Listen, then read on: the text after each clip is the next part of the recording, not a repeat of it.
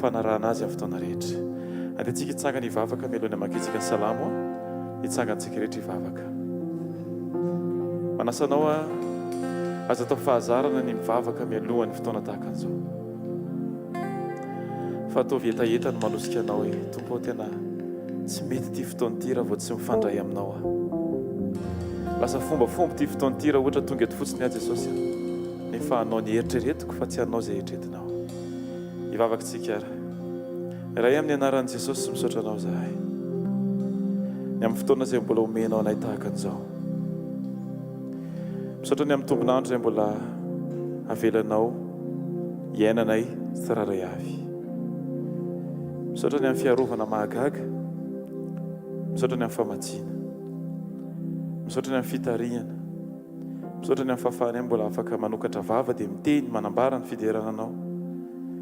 Misaotra Andriamanitra fa na inona atsipy ny fahavalo anatin'ny fonay dia nitokana omeny evahana dia ny sitraponao Andriamanitra. Misaotra satria nitahinao ny ankohonana, fiarahamonina, mpiara-miasa, ny asany tsiraray avy, ny fiariana, ny fianarana, ny asa fanompona. Fa tsy inao amin'ny alalan'ny teny, fa tsy inao amin'ny alalan'ny teny fikasana anatin'ny fonao. Misaotra Jesosy ny amin'ny asa-pamonjena izay nataonao, fa isan'andro dia mahatsiaro izahay fa manana Andriamanitra nanao sakrifisy ho anay tsiraray avy. Andriamanitra tsy mba manadino ianao, tsy olombelona ianao ka nadino, fa ianao dia Andriamanitra mahatsiaro amin'ny fotoana rehetra. Ary nambaranao mihitsy fa ny fihevitrao dia tsy tahaka ny fihevitray. Avo loatra ny fahatakaranao Andriamanitra, ka tsy manana izahay na sombitsombiny amin'izany akory ary. Fa eto izay Andriamanitra dia miankohaka sady manaiky anao, fa tsara ny fitondranao. Misafidy izay androany Jesosy ny aloko aminao indray. Misafidy izay Jesosy androany ny ametraka ny momba nay rehetra am-pelantananao. Tsy voatery takatry ny sainay ary tsy izay matakatra ny zava-dehibe Andriamanitra, fa izahay mankatoa amin'ny fotoana rehetra. Amin'ny anaranao Jesosy, tario, tahio, atsangano, amboary, ampianaro, anary ihany koa izay Andriamanitra amin'ity fotoana ity. Aoka tafahoana aminao ny tsiraray avy. Aoka tsy maiky ny anao ny asa raha tsy manam-pifandraisana aminao Andriamanitra. Mba tsy hahatonga anay ho mpanompo sandoka, fa tonga anay ho mpanompo mahatoky sady marina ilay ankasitrahan'Andriamanitra. Dia mila manana antoka izahay fa tena mifandray aminao am-po marina izay tsiraray avy. Tsy hoe mifandray anao amin'ny asa, fa mifandray anao amin'ny fo Andriamanitra. Satria ianao dia Andriamanitra mijery olona araky ny fonao. Izay olona araky ny fonao no mamaiky anao Andriamanitra, fa tsy hoe izay olona mahay manao zavatra ho anao. Amin'ny anaranao Jesosy. Amen. Amaka salamontsika varaka amin'ny sivifolo. Ny voalohany ka hatramin'ny fahaefatra. Salamo varaka amin'ny sivifolo. Ny voalohany ka hatramin'ny fahaefatra. Salamo varaka amin'ny sivifolo. Ny voalohany ka hatramin'ny fahaefatra. Izay mivako toy izao amin'ny anaran'i Jesosy. Ny mitoetra amin'ny firenena izay ny avy indrindra dia monina eo ambany alako ny tsy toa. Izao laza amin'i Jehovah hoe fialofako sy batery fiarovana ho ahy izy, ary Andriamanitro izay itokiko. Fa izy no hanafaka anao amin'ny fandriky ny mpihaza sy ny areti-mandoza. Ny volony elany no hanaronany anao, ary eo ambanin'ny elany mialofanao. Ho ampinga kely sy ampinga lehibe ny fahamarinana. Amen. Ataontsika hivavaka mba ho voatahiry ao ambany tenin'Andriamanitra tsika tsiraray avy. Misy fotoana ny tenin'ny olona mety maningotra, fa androany te hiteny anao ary te hanamafy an'izany fa ny tenin'Andriamanitra isaky ny raisinao dia edification, fananganana, fanamboarana, fanitsiana, fampaherezana, fitariana amin'ny fahendren'Andriamanitra. Ataontsika hivavaka amin'izao fotoana izao. Raha amin'ny anaran'i Jesosy. Marina loatra ny teninao fa nitoetra eo ambaninao Andriamanitra, eo amin'ny fanatrehanao no tena misy fiarovana tsara indrindra ao anay tsiraray avy. Aoka izay tsy hialako amin'ny teninay, aoka izay tsy hialako amin'ny tenin'ny olona, aoka izay tsy hialako amin'ny fahendren'ny olona na fahendren'ny tany, fa ny fahendrena tokana izay ankinanay dia ny fitarian'ny fanenao masina. Satria fantatry Andriamanitra fenao efa nilaza fa ny fanahin'ny rainao no ampitenany tsiraray avy eo ampiatrehany izay Andriamanitra. Ampianary izay Andriamanitra ho mpanompo mahatoky mandrakariva, tsy mitsoaka ady na misafidy ady na miadiady anankiray izay tsy tokony hiadivanay Andriamanitra, fa ny tena fahendrena Jesosy dia izay ambaranao izay lazainao, izay hoentinao, izay no ataonay Andriamanitra. Ny anaranao ilay mpanjaka masina mandrakizay. Voninahitra teo anao Jesosy. Amen. Ataontsika tehaka mafy ho an Jesosy. Amen. Alléluia. Mbola hitehaka mafimafy kokoa noho izany. Mbola afaka mitehaka mafy ho an Jesosy fetsika. Alléluia. Alléluia. Misaotra ny tompontsika satria tompo-pahasoavana lehibe tokoa nanomezany antsika taom-baovao, nanomezany antsika fofinaina, fahasalamana toy izao ary aza raisina ho zavatra ho akiza na hoe zavatra tonga ho azy mihitsy fa manana fofeny fankasitrahana ny tompo isa-maraina ianao. Amen. Alléluia. Daontsika mbola hitohy hivavaka dia lazao amin'i Jesosy hoe tompo, ianao ny zavatra rehetra eo amin'ny fiainako. Tompo, na manana zavatra maro aza kanefa tsy eo ianao Jesosy dia foana ihany izany ary vida ihany ny fiainako rehefa tsy eo ianao Tompo. Fa ianao Jesosy no aina, ianao ilay loharano velona Jesosy ianao Jesosy no mahafapo ny fanahy rehetra ary ny toerana rehetra Tompo izay banga ao anatin'ny fiainanay dia tsisy afa-tsy ianao rehetra ihany no mahafeno izany Tompo. Raha reraka Jesosy dia ianao no mpampahery raha kiva dia ianao no mpampahery raha toka malahelo ianao Jesosy no ampifaly ianao no arena sarobidy indrindra amin'ny fiainako Jesosy eo. Lazao amin'ny Jesosy zany ao anatin'izao hira izao raha hainao izany hira izany dia manasanao hira izany hiaraka isika. Raha tsy ianao zany dia eno hiara-tao vavaka ho anao zany androany.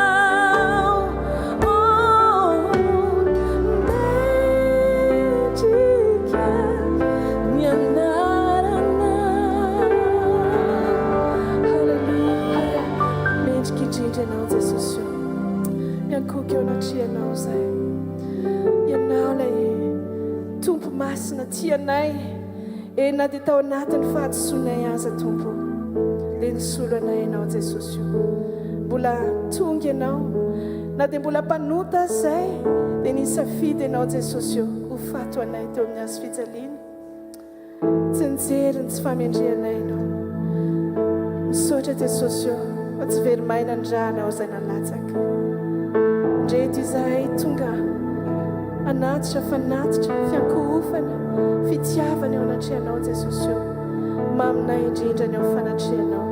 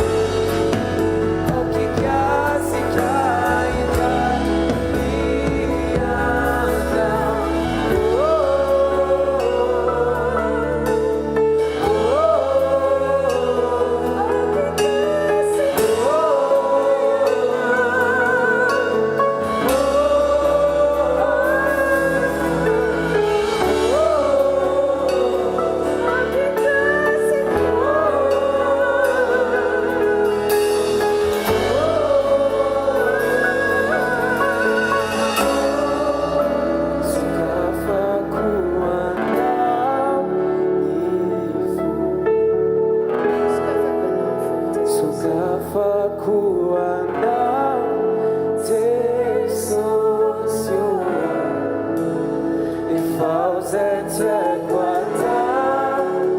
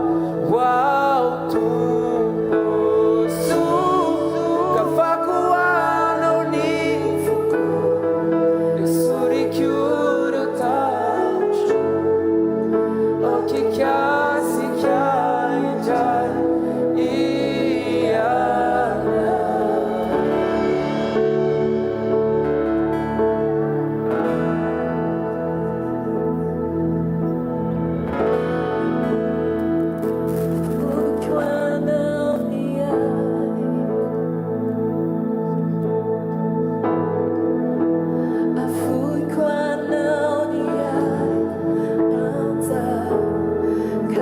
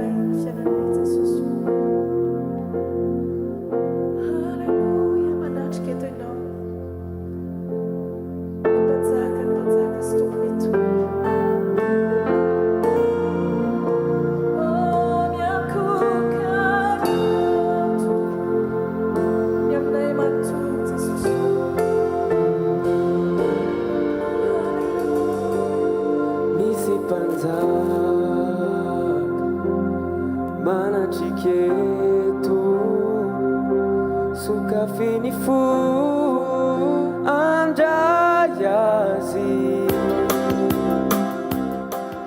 nifidera nuanzakani nifasoavani nuane nikiantikia fizimana irewenta mavesatra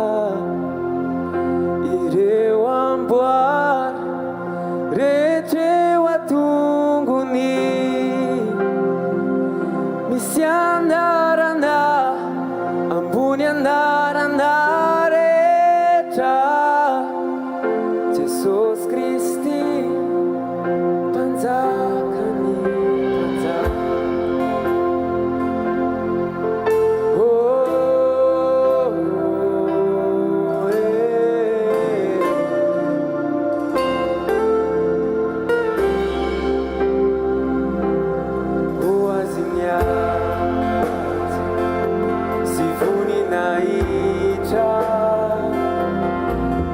Kilai nadeswanti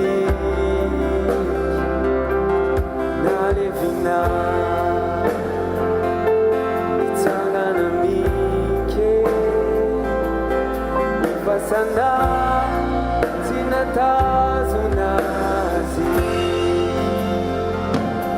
fidera deuazimajakiza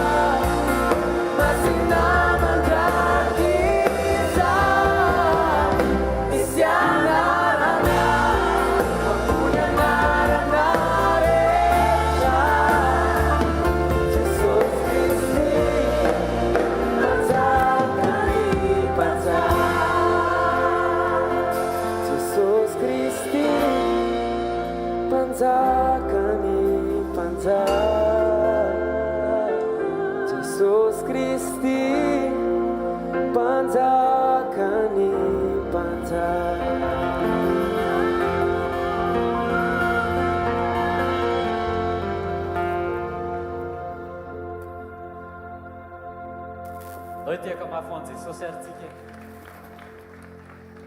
tonga amin'ny fotoantsika mirenana ny voninahitra any amin'i Jesosy ny amin'izay nataony teo amin'ny fiainantsika dia manasa anareo ahazo toerana. Voninahitra ho an'i Jesosy irery ihany nijoroako fahavolombelona eto.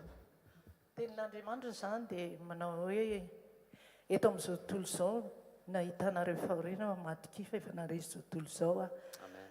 Sekoly anankiray tamin'ny herinandro nataon'ny pasteur Jao hoe rehefa mirava entinareo eo amin'ny 10 ireo dia hisy fahagagana sy fitahiana. Tsy amin'ny valo sasany ozy izy satria nareo mbola eto.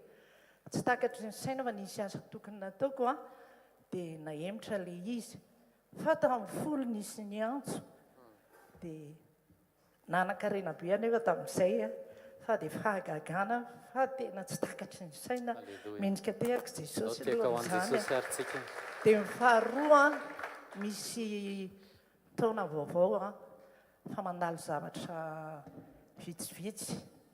Ohatran'ny hoe misy sedra izany, misy fanafitohinana. Indrindra fa eo amin'ny asan'Andriamanitra izay tena mahasarotiny dia nefa toetra tsara amin'ny fiadanana dia voninahitra ho an'i Jesosy. Ndao tsika tehaka mafy ho an'i Jesosy sady andraisantsika ny fijoana vavolombelona manaraka mandroso taty Eliza. Ndao tehaka mafy ho an'i Jesosy tsika. Voninahitra ho an'i Jesosy irery ihany ahafahako mijoro vavolombelona eto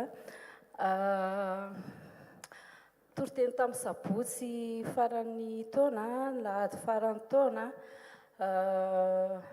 toriteny pasteur Jao. Tena hoe mamely foana isaky ny izay mitoriteny, mamely foana. Tena hoe mianatra aman'eny tsy vitany hoe alleluia amen. Fa tena mafy reto ilay hoe mangina rehefa miaraka amin'i Jesosy dia tena hoe tsy mila miteny, dia tena hoe manetry tena, manana toe-po madio. Fa tena maha-olombelona anao tena mangidy be mihitsy ilay izy. Miteny pasteur Jao hoe toriteny hoe rehefa misy mangarika anao dia maninona, dia rehefa misy mangalatra ny eo aminao dia maninona, tenenina daholo zavatra marary anao rehetrarehetra. Fa hozy izy pasteur hoe tsara kokoa ny fiafarana no fiatomboana.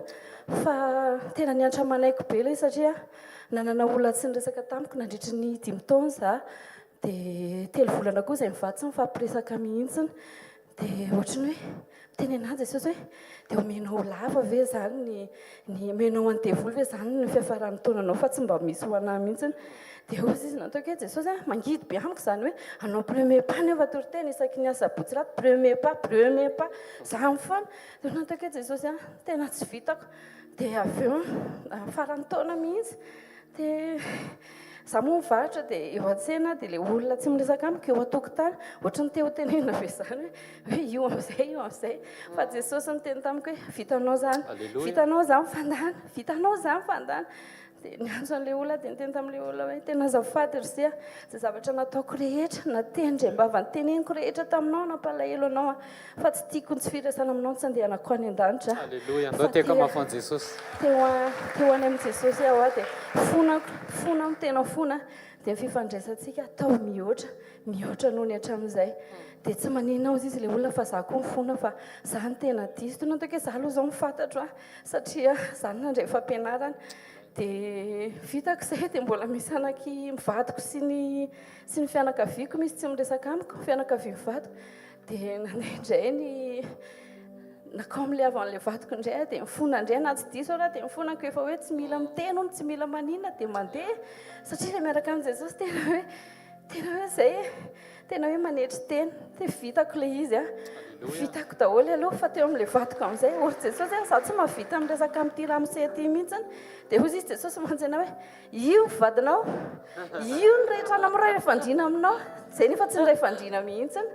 Dia io vadinao indray fa tsy ho vitanao fa ny olona hafa ny ivelany vitanao izany neny andana atao. Dia nanantona an'ilay vadiko dia niteny hoe azafady ry se raha nisy nampatesitra ny se dia aleo ry se hanana fiainana vaovao ty 2024 ty tsika. Dia hozy izy ilay vadiko hoe tsy manina fa za koa mifona hozy izy. Izay moa izany tsy mahazo mivavaka ato.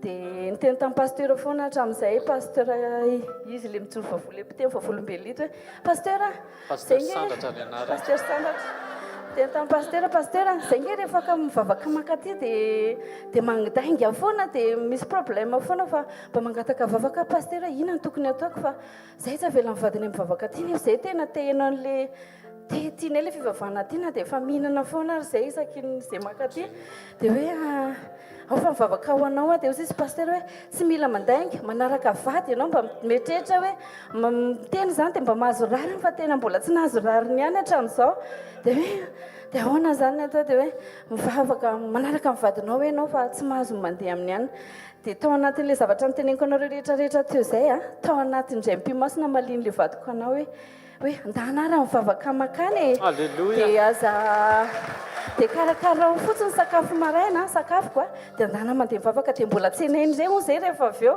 dia tena nahatra ho an'i Jesosy rerany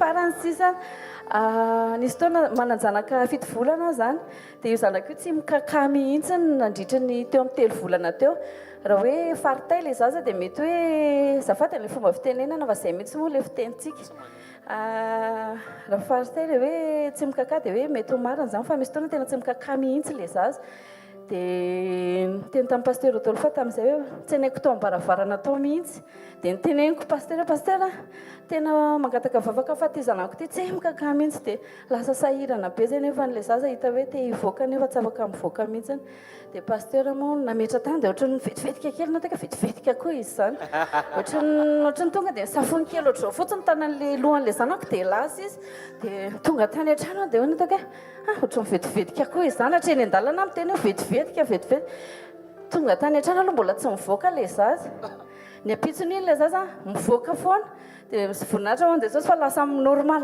be ny fivoahan'le zanako ny koso indray raha tsy maharaka satra tompoko zay tiaka mafy hoan'i Jesosy tsika fa tia atsika loatra Andriamanitra amen vao manomboka ny taona voninahitra ho an'Andriamanitra irery ihany no ijoroako vavolombelona eto mikasika an'le teny fikasana azotsika rehefa manomboka taona tamin'ny herintaona ny teny azotsika dia le hoe famangim-panotronana dia za zany nandray an'le izy dia ohatrany hoe taminah le izy hoe tsy mendrika ho anah le izy hoe tsy mba ho anah angamby zany teny zany taty an-tsaiko zany hoe za satria za miasa foana zany dia tsy afaka le hoe mandeha miara-manompo atao am-piangonana rehefa misy croisade tsy afaka foana dia zay no klaseko an'le izy zany hoe tsy mendrika ny andray an'izay famangim-panotronana zay dia nefa rehefa nandeha ny taona dia tena hoe ny farana ny taona vao nampirealizen'Andriamanitra na zany le izy hoe tena niaina n'le famangim-panotronana araka le teny mihitsy akay nandritra n'le tamin'ny 2023 fa zany ohatrany hoe tsy nirealize an'le izy fijoroana vavolombelona ray zay zany misy asa nataonay izay nisy fijoroana vavolombelona natao tonton Fortuna dia mitovitovy amin'izay le izy hoe nanana namana zay dia mipropose anay le namanay hoe andao tsika hiara hiasa nisy appel d'offre ny fanjakana zay dia andao tsika hipostuler amin'ity dia ny orinasanay no namaly an'le offre zany dia mivaly le izy dia azonay le offre zany hoe zay no nahazo an'le izy dia ny fanarahana tamin'le namanay io hoe ho associé zay zany hoe hiara hiasa zay dia ny vola ilaina mandritra ny fanaovana an'le asa koa izay ny hiara hitady an'le satria ny fanjakana zany tsy miavance dia nefa nandeha nefa le rehefa mivaly nefa le izy dia ohatrany hoe tsisy mihitsy zany apport tany amin'le associé namanay fa taty aminay daholo le izy dia zay lasa voatery zany hoe nandeha nanantona banky dia tany amin'ny banky zay ny option nalehanay tany amin'ny banky hoe angataka avance sur marché zany hoe avance dia vao mivoaka le vola dia averina fa ny banky zany tsy nanaiky an'izay fa hoe tsy maintsy alohanareo échéance ohatrany pré mahazatra io fa tsy le akanty dia nandeha le asa vita le asa nivoaka le vola mifampizarana le vola le bénéfice zany dia lasa azon'le namanay ny anazy dia zay zany ny tafavela teo niaraka tamin'le pré BDB amin'ny banky tena le izy million BDB zany mila averinay isam-bolana dia navesatra kely le izy zahay niaraka tamin'izay nisy asanay karazany anankiroa ny araka samy mijanona daholo hoe tsisy nandeha tsony zany zay zany eo amin'izay nefa manenjika an'le pré en banque isambolana ny asa tena hoe nijanona nikatona daholo zany dia teo zany zay tena fa isambolana zay tena nandritra n'iny taona iny a dia nahita ny tanan' Jesosy ny asa teo amin'ny fiainanay hoe mahazo an'le vola foana zay dia indraindray misy fotoana le izy tara dia miantso le agent de recouvrement zany hoe tarinareo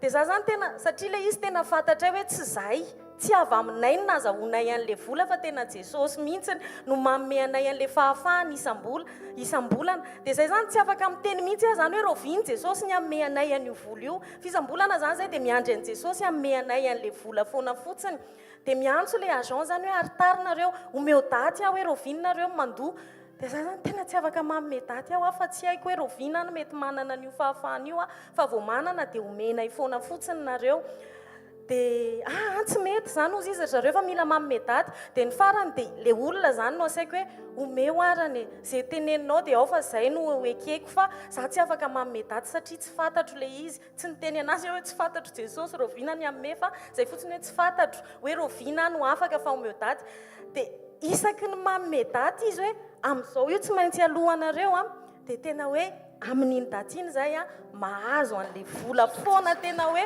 mahazo an'io vola io foana mihitsiny tamin'ny farany taona teo tena hoe avant Noël zay tarandray koa teo dia nampitahotra be dia efa notrany hoe nakany amin'ny direction ambonimbony zany le satria le agent de recouvrement zany lasa efa mahalala hoe za tsy hanome daty zany mihitsy fa vao misy eo dia mandefa foana fotsiny dia nampitahotra anay amin'izay le tany amin'le direction ambony zany hoe miomaninareo andro alarobia miomaninareo fa amin'ny roa zay ho avy any ianao sezia ny entanareo fa tarinareo dia nanaiky zay hoe eny arany dia tena tao anatin'izay larobia alohan'ny krismasy io dia nanaiky fotsiny taty anatinay zany hoe tsy maninona Jesosy raha zay zany ozy ianao hoe raha zay ny fomba hitanao hoe mety aminay sy hoe zay ny sitraponao aminay amin'ity farany taona ity dia tsy maninona fa ekenay aleo reo entin'ny banky any tsy tonga ary zareo tamin'ny roa ny lera nomeny tsy tonga ary zareo le tamin'ny roa afaka pitsoniny zareo miantso lasa manambitamby be tena hoe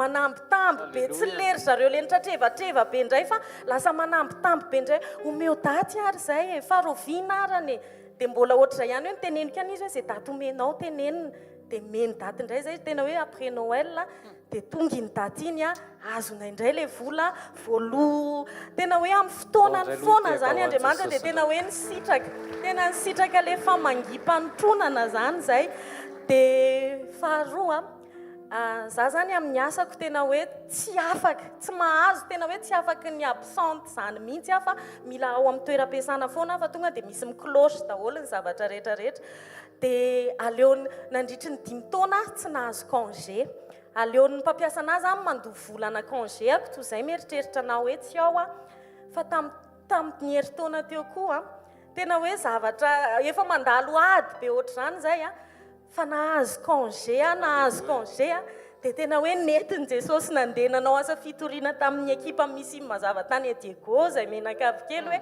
zavatra tsy nieritreretina zany le zay tsy niainana nandritra ny 5 taona fa tamin'ity le hoe taona le tamin'ny herintaona teo le hoe famangim-panotronana dia tena namangy Jesosy dia tena noetiny dia farany lavalava kely fa tena hoe zavatra nampiainan Jesosy anay nandritry ny taona le izy tamin'ny talolohan'ny farany taona mois de septembre teo nana problème ana jirama zay ny dadanay zany mipetraka aminay izy efa le bebe dia izy ny napendraketanay an'le mandray relevé dia diso le relevé an'ny jirama dia tonga ny jirama dia tonga dia tena hoe ngeza be le somme hoe ananany jirama hoe mila lohanay zany dia zay zany efa misy an'le banky iny foana dia tsy tratranay le izy zany dia nitapahany jirama ny jironay zany tao an-trano nandritrany dia niandry zany zay ohatran'le niandry an'le fiandrasana le amin'le banky foana dia hoe amin'ny fotoanan'i Jesosy mamerina an'io indray dia niandry dia le olona tao ambadika anay zany nahitanay hoe maizina le voazainay dia ohatrany hoe nalahelo zay misy ankizy kely moa dia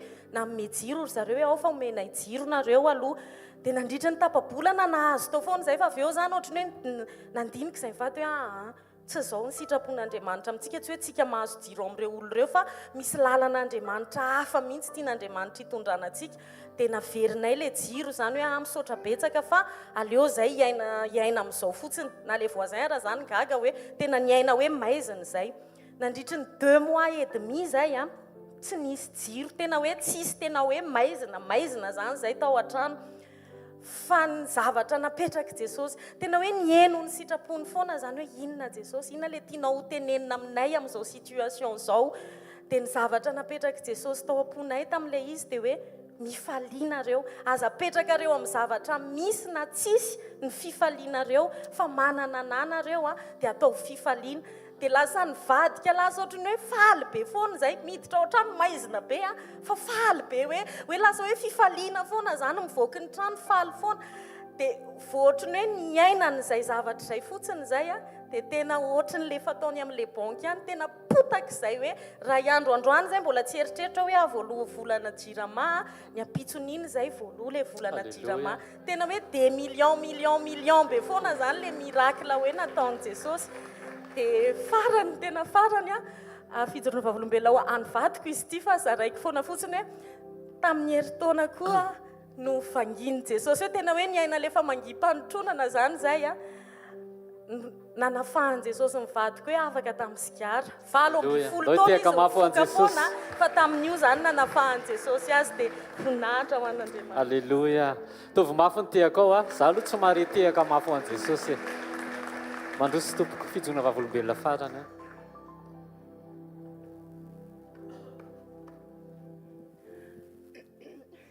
Alleluia. Voninahitra ho an Jesosy nijoroako eto androany. Vao teraka kely amantsy tamin'ny zanako 8 mois dia nitentena be satria zaho rery. Mamanay any amin'ny faritra tsy afaka manotrina anahy izy. 8 mois de grossesse. Dia ozy aho hoe satria zaho césarienne, dia ozy hoe ahoana zany ny ataoko. Dia ozy nivadiko hoe afaka mikarama infirmière angeetsika e. Dia ozy aho hoe tsy kensaiko zany satria le izy efa nalalovako tamin'ilay zanako voalohany. Dia vao mainka amin'ny stressé be ny olona zao hoe efa nandalo tamin'ilay izy dia ozy hoe tsy manino zany. Fa ny andray efa fantatro ny pitsopitsony dia vao mainka eny mampatahotra anahy ny douleur et tout. Dia ndray alina zany tena hoe mifantoka be tsisy ohatr'izany. Ekeko hoe tao ny tahotra fa saorako an Jesosy fa tsy nandao anahy izy na dia tao amin'ny tahotra ary. Dia teneniko hoe Jesosy tsy hitako azy atao zaho rery. Dia inona ho any ataoko hiteraka n'ity zazy ity dia natory zany. Dia tsy namaly anahy izy fa après 1 semaine an'izay andro alina ray izay no teny tamiko izy. Ohatrany hoe netiny zany zany fa tsapako anazy ny assisteny accouchementko manokana. Dia teo amin'ny tao amin'ny bloc zany dia misy famirapiratana be ny tazako teo. Dia izao ny feo heniko zany, tsy fantatro zavatra teneniny fa tsapako lalao anatiko hoe zany ny dikan'izany zavatra teneniny izany hoe aza matahotra ianao ozy izy fa zaho miaraka aminao foana. Dia carte blanche ozy ianao dia izay décision ataonao zaho miaraka aminao foana.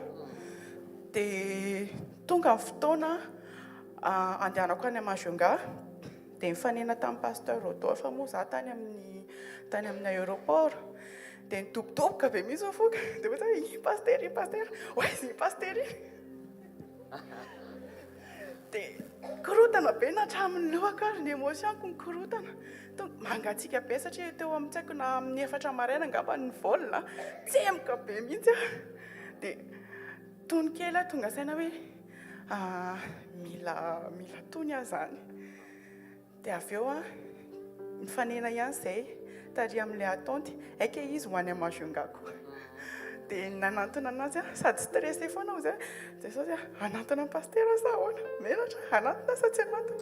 Dia ozy anantona rangahy inona tsy anatonako anazy satria matoa mihaona izay mianaka amin'izao fotoana izao dia efa lahatr'Andriamanitra araka ny teniny tamiko hoe eo foana dia nomeny preuve zany hoe eo izy satria ny olony tonga dia nomeny pasteur Tsodrany moa za dia noho ny tonga tany Majunga dia nigadona ny fotoana ny opération ny accouchement zany dia vao niditra ny bloc dia ozy izy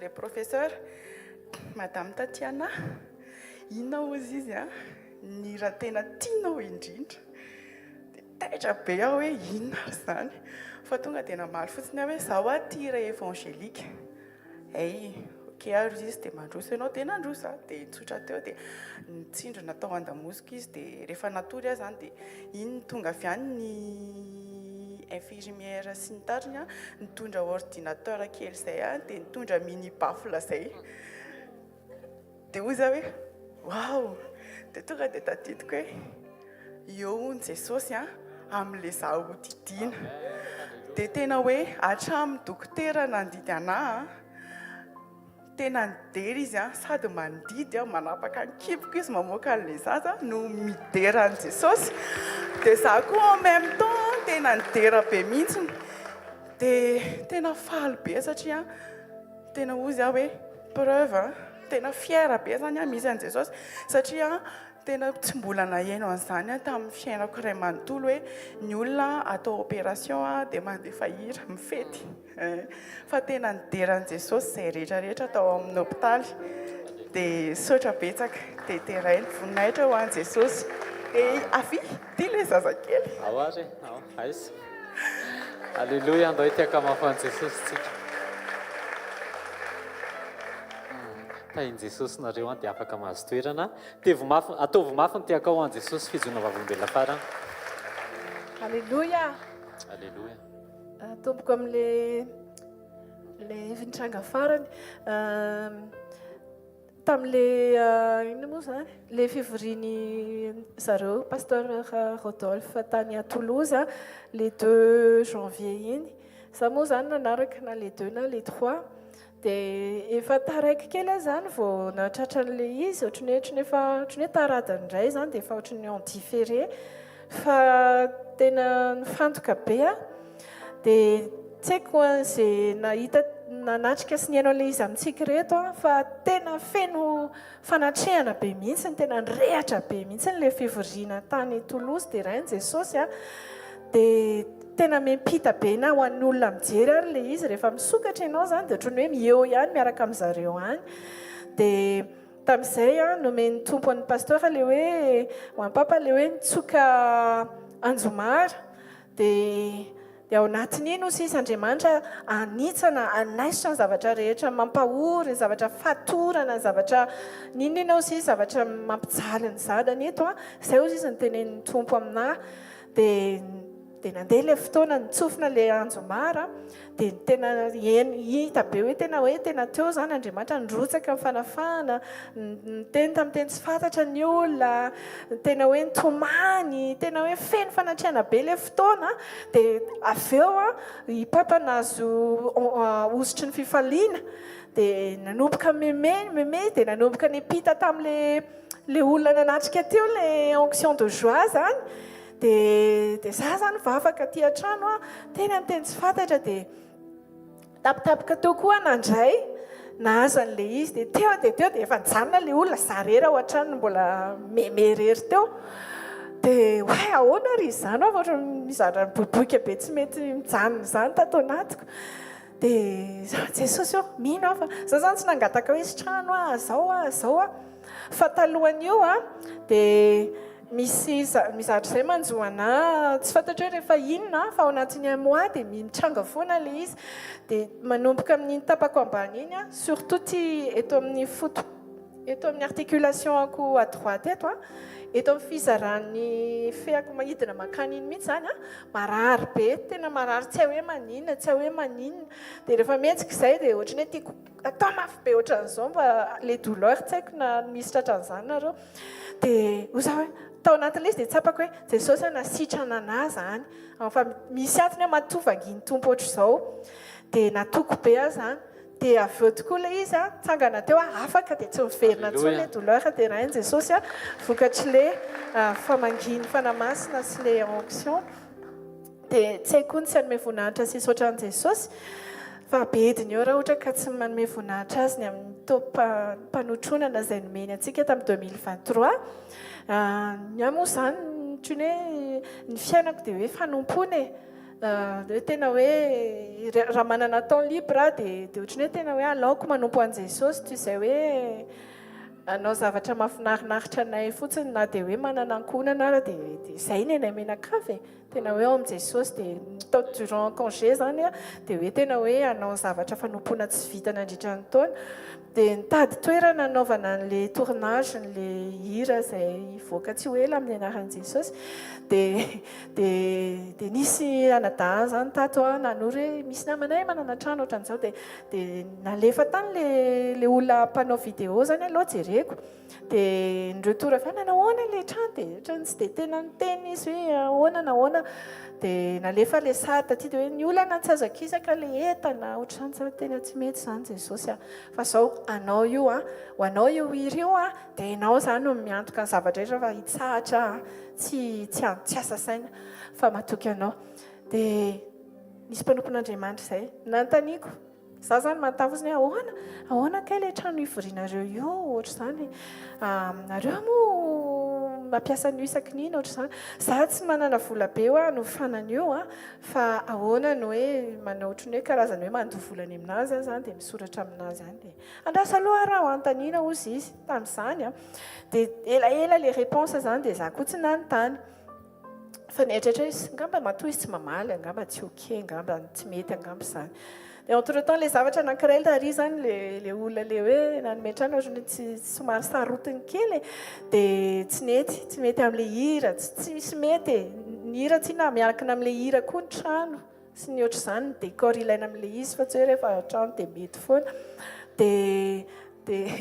dia namaly le mpanompon'Andriamanitra hoe oke ilay izy vero wow alleluia alleluia ohatrinona tsy mandona ariary ianao nefa raha ohatra ka tena hoe niofan'izany tena hoe des millions et des millions niofan'ilay trano dia raha iny Jesosy toy izy manampon'izay itoanay koa izy ny clipinao fa tsy mandoko ianao na ariary alleluia tena hoe fanotronana tsy zatsy avy amiko fa tena hoe rehefa an' Jesosy ianao sy ny fiderana ataonao tena ho anazy dia izy koa miantoka an'iny dia aza matahotra reto aza matahotra fa manompo an' Jesosy fa izy no anokatra ny lalana antsika ndao hoe tiaka mafo an' Jesosy ary dia manasanao hitsangana raha nieny tsara ianao ary hitako avy ety aloha fa nieny tsara daholo tsika sady manoka bava daholo tolagaga 2023 nisy le taty iny ny Joroavolombelona hoe tsy nino izy hoe mba hisitraka an'izany famangim-panotronana zany fa nataon'i Jesosy tsika tsy hoe manomboka ny taona hoe izao ny zavatra hitrangana ny farany taona fa tany amin'ny 2023 tsika dia efa nisitraka an'le tonjobily dia efa vao manomboka ny taona dia efa ao anatiny tsika raha za teo amin'ny toeranareo tsy ohatran'izao ny tarehako fa efa ao anatiny retontsika efa tena hoe miaraka amintsika Jesosy proof be da be teo tena velona Jesosy tena tsy haiko asandrato fotsiny tananao dia sôry izy fa tsara loatra ankasitrao izy ny amin'ny zavatra rehetra nataony Jesosy misaotra anao zay misaotra Jesosy fa ato anatiny zay misaotra Jesosy fa miteny fotsiny ianao mba hatakaranay hoe inona ny zavatra efa diavinay amin'izao fotoana izao misaotra Jesosy fa nampafantatra ny sitraponao ianao misaotra Jesosy ny amin'ny zavatra nataonao maro be teto amin'ny fiainam-panomponay misaotra Jesosy fa mandefa teny ianao mba hanokafanay masom-panahinay fa efa misitraka ny fahamarinanao amin'ny teninao raha mankatoa an'izany zay Jesosy mankasitraka fa ianao rery no mahay mikasika fon'olona ianao rery no mandefa teny mba ahafahanay miditra sy mahita ao anatin'ny sitraponao misaotra Jesosy fa ianao no manafaka ny olona ao anatin'ny geja ny orinasa ao anatin'ny gejany tsy fahafahana mahita congé ianao no mampisitraka anay ny famangim-panotronana misaotra Jesosy ny amin'ity taona tsara indrindra ity fa tafiditra ao anatin'ny tonjobily zay Jesosy ianao irery ihany tao ambadika izany ny amin'ireo témoignage marobe Jesosy dia ndreto zay miankoky eto anatrehanao mamerina ny voninahitra any aminao. Raiso fa ianao rery ihany no mendrika an'izany Jesosy. Mpisandrata ary iteny indray ianao androany amin'ny alalan'ny mpanomponao dia mankasitraka ray amin'ny anaran'i Jesosy. Manambara foana ny sitraponao fa zahay dia vonina ankatohanao ary amerina ny voninahitra ao ambadiky ny teninao sy ny fitrangan' izany eto amin'ny fiainanay tsirairay avy amin'ny anaran'i Jesosy. Tsika rehetra iarahanao hoe amen. Andao hitehaka mafy andraisantsika amin'ny mpanompon'Andriamanitra. Alléluia. Tsara Jesosy. Bon jubilé daholo tsika rehetra. Amen. Wow. Tsy haiko fa vao manomboka ny taona dia zany no aseho amin'ny tompontsika. Sokafo ny ao anatinao. Fa raha vao manomboka ary izy ny ohatr' izany, amakivaky ny taona ianao, aza matahotra. Ho aminao, ho amin'ny ankonanao, ho amin'izay rehetra momba anao any amin'ny fiadanan'i Jesosy Kristy tompontsika. Fantatsika loatra, tsisy tsy mahalala ilay teny hoe fa ny fahasoavan'Andriamanitra no matoy izao Eny, fahasoavana no nafahatsika namarana ny taona 2024 sy ny taona maro rehetra izay niavitsika teto ambonin'ny tany. Fa mbola fahasoavana ihany koa no afahantsika misitraka ny taona 2024 izay mivelatra sy misokatra ho azy ho anao. Eninandro sahady izay ny lasa mandeha ny fotoana. Raha lasa anabavy, ry mpianakavin'ny finoana isany, ry mpiray fanantenana ao amin'i Jesosy Kristy, manamarika sy manampirofo amintsika izany fa biakaiky ny fiverenan'ny tompo. Miazakazaka ny fotoana ary tsisy mahafeno fotoana fa ny tompon'ny fotoana. Fa hoy izy aminao androany, aoka ny fotoana rehetra izay ho diavintsika raha mbola omeny tombontso-pahasoava pahavelomana tahaka ny anio zasy ianao, anosika asy ianao, anamafy ilay fiombonana marina amin'i Jesosy Kristy. Satria ho avy izy andrainy azy, ho avy izy ametraka ilay tena fiadana. Taonjobily ny taona 2024 ho aniraka, fa manonona ho anao ihany koa ho tao-pahavokara, tao-pahasoavana feno ho amin'izay rehetra kasainao ho amin'ity taona ity. Maro ny olona mitady an'Andriamanitra fa misy ilay tena tadiavin'Andriamanitra manokana. Maro ny olona mikatsaka fahasoavana fa hitako eto ireo enjehan'ny fahasoavana amin'ity taona ity. Misy ny olona izay tena hoe miazakazaka anao ny asan'Andriamanitra fa eto ilay olona tena ho ampiasain'Andriamanitra amin'ity taona ity. Koa tandremo tsara izay fandeha anareo mba tsy hitondra tena tahaka ny adala fa tahaka ny indry. Ka raha raoto ny andro azanao vaotsora raha saina bavy fa ratsy ho fiainan'izao. Ary noho izany dia aza manao adaladala fa aoka ho fantatrareo izay sitrapon'ny tompo. Ndao ho ararotontsika izao fotoana izao satria dia tsy mitsahatra ny miteny amiko sy aminao ny tompo ary maniraka ny mpanompony mametraka ny teny eny ambavany afahantsika misitraka sy miaina izany taonjobily izany sy izany tao-pahasoavana feno fahavokarana izany ho amin'ity taona 2024 ity. Ndao ho ararotontsika izao fotoana izao mialohany andresantsika ilay teny velona, ilay teny fiainana, ilay teny manafaka izay ampitondrain'ny mpanompony. Ka ndaontsika hiaraka hika, hiaraka hilaza, hiaraka hanambara, miaraka amin'ny anjelin'ny lanitra manao hoe isan'andro tompo milana, isan'ora tompo milana, isa-minitra, isa-tsegonda tompo milana,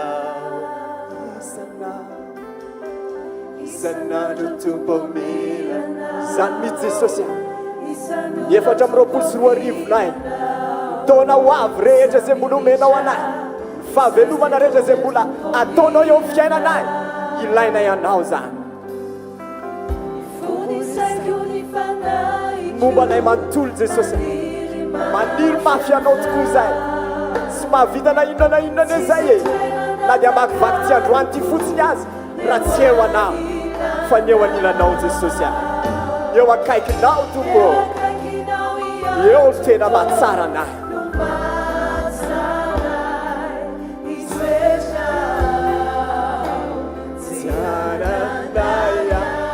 Tsika monilaza hoe isan'andro tompo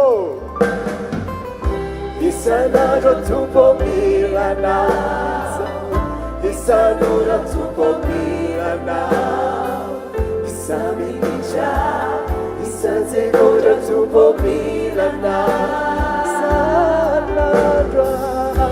isan'andro tompo milanao isan'ora tompo milanao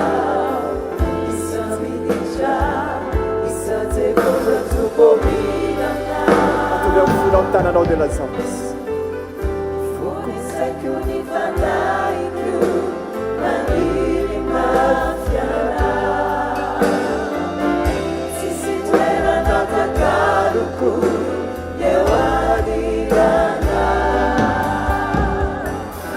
Eu akakina wiantubo numazara.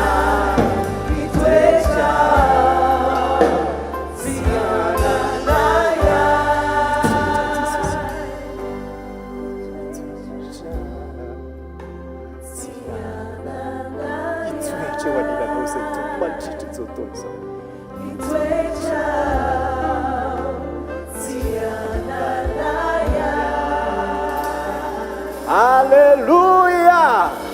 Mity afatanana mafy anao a ho voninahitry'Andriamanitra zay ndraisantsika ny mpanompony zay tondra ny afatra ho antsika androany.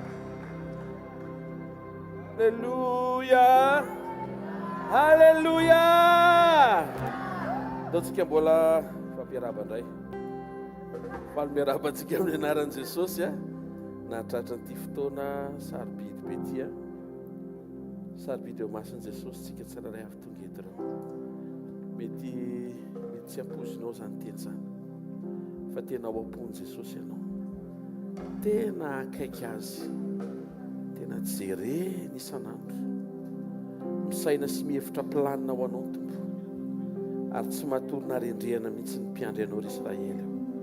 Avao tananao tendaontsika isotra an'Andriamanitra ny amin'ny fahatokiny, ny amin'ny fijoroany, ny amin'ny fahamarinany sy ny fahitsiny, ny amin'ireo vavolombelona zay mampahery antsika na amin'ny fanasitranana, amin'ny famafana-troso, amin'ny fanefana zay tsy voaefa, fiantohana, fiarahana ao anatin'ny fotoana faran'izay sarotra. Mbola tsy nahita dokotera DJ zany hatramin'izay niaina. Ao amin'ny tompo a afaka mampahita fitiany fomba sy takatry ny sain'Andriamanitra. Sotranao zay ray amin'ny anaran'i Jesosy. Andriamanitra ianao, rainay ianao, mpanjakanay ianao, tomponay ianao, ianao no avy indrindra, ianao no masina. Mankasitraka anao zay satria tena ny fanatrehanao tena hafa mihitsy, ary tena mahazo ainy zay rehefa ny fanatrehanao no ataonao renay sy tsapanay. Sotrany amin'ny fotoana androany tena miompifaliana zay amin'ireo ankonana be dehibe zay nikasihanao sy ny joravolombelona, ary tena mila témoignage zay Jesosy. Mahatsiaro tokoa zay hoe izy ireo dia naharesy noho ny amin'ny raha ny zanak'ondry sy ny teny vavolombelona manambara ny zanak'ondry. Misaotra betsaka Jesosy, zay nataonao tamin'ny anankiray afaka averinao ho an'ny rehetra, zay nataonao tamin'ny heritaona afaka ataonao amin'ity taona ity, ary zay nataonao ny ray mandeha afaka averimberinao matetitety ny fiainan'ny olona anankiray. Manao fahafantarana mpifaliana zay mankasitraka sy misaotra anao, manome voninahitra anao, ary amerina hatrany zay fa masina ianao, mendrika ianao, ary omem-boninahitra mandrakizay ny anaranao. Manambara izany ny voary, manambara izany ireo olom-bovonjy, manambara izany ireo olona ny an-danitra, manambara izany ireo anjely fa androany anko izay eto amin'ny trampokon'olona dia anambara amerina fa masina ianao. Amin'ny anaran'i Jesosy Kristy avy a Nazareta. Amen. Ao afoany tananao. Daotsika anolotra ny fifaliantsika, ny fanandratantsika n'Andriamanitra. Fa raha misy mendriko dia ray natokana. Halleluja. Taranakamarube tonga kuka irafirana wanzanaku Renialu lala nanti Sirioza inuaz irafirana wanzanaku Nananau abindida sile beindida abu enaranaret Kiandiana sifana pana faefan situera naret Ganya narangau Nianzeli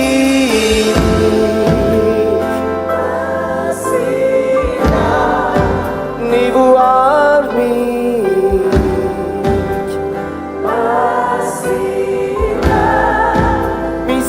Misandaziana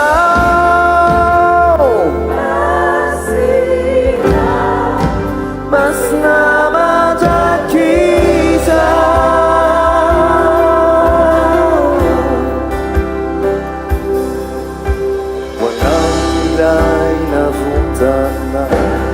Vela educa Ira fira na wanzanaku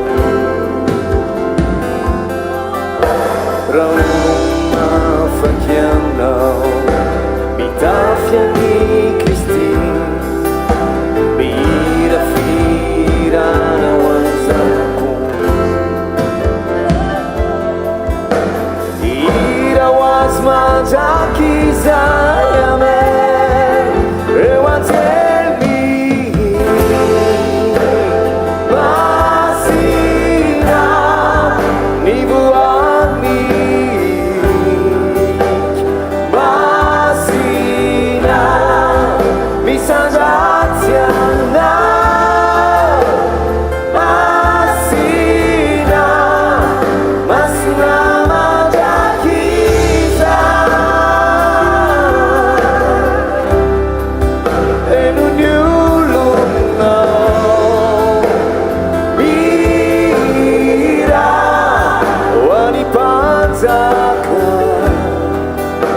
Lai masina majakizayana Masina masna majakiza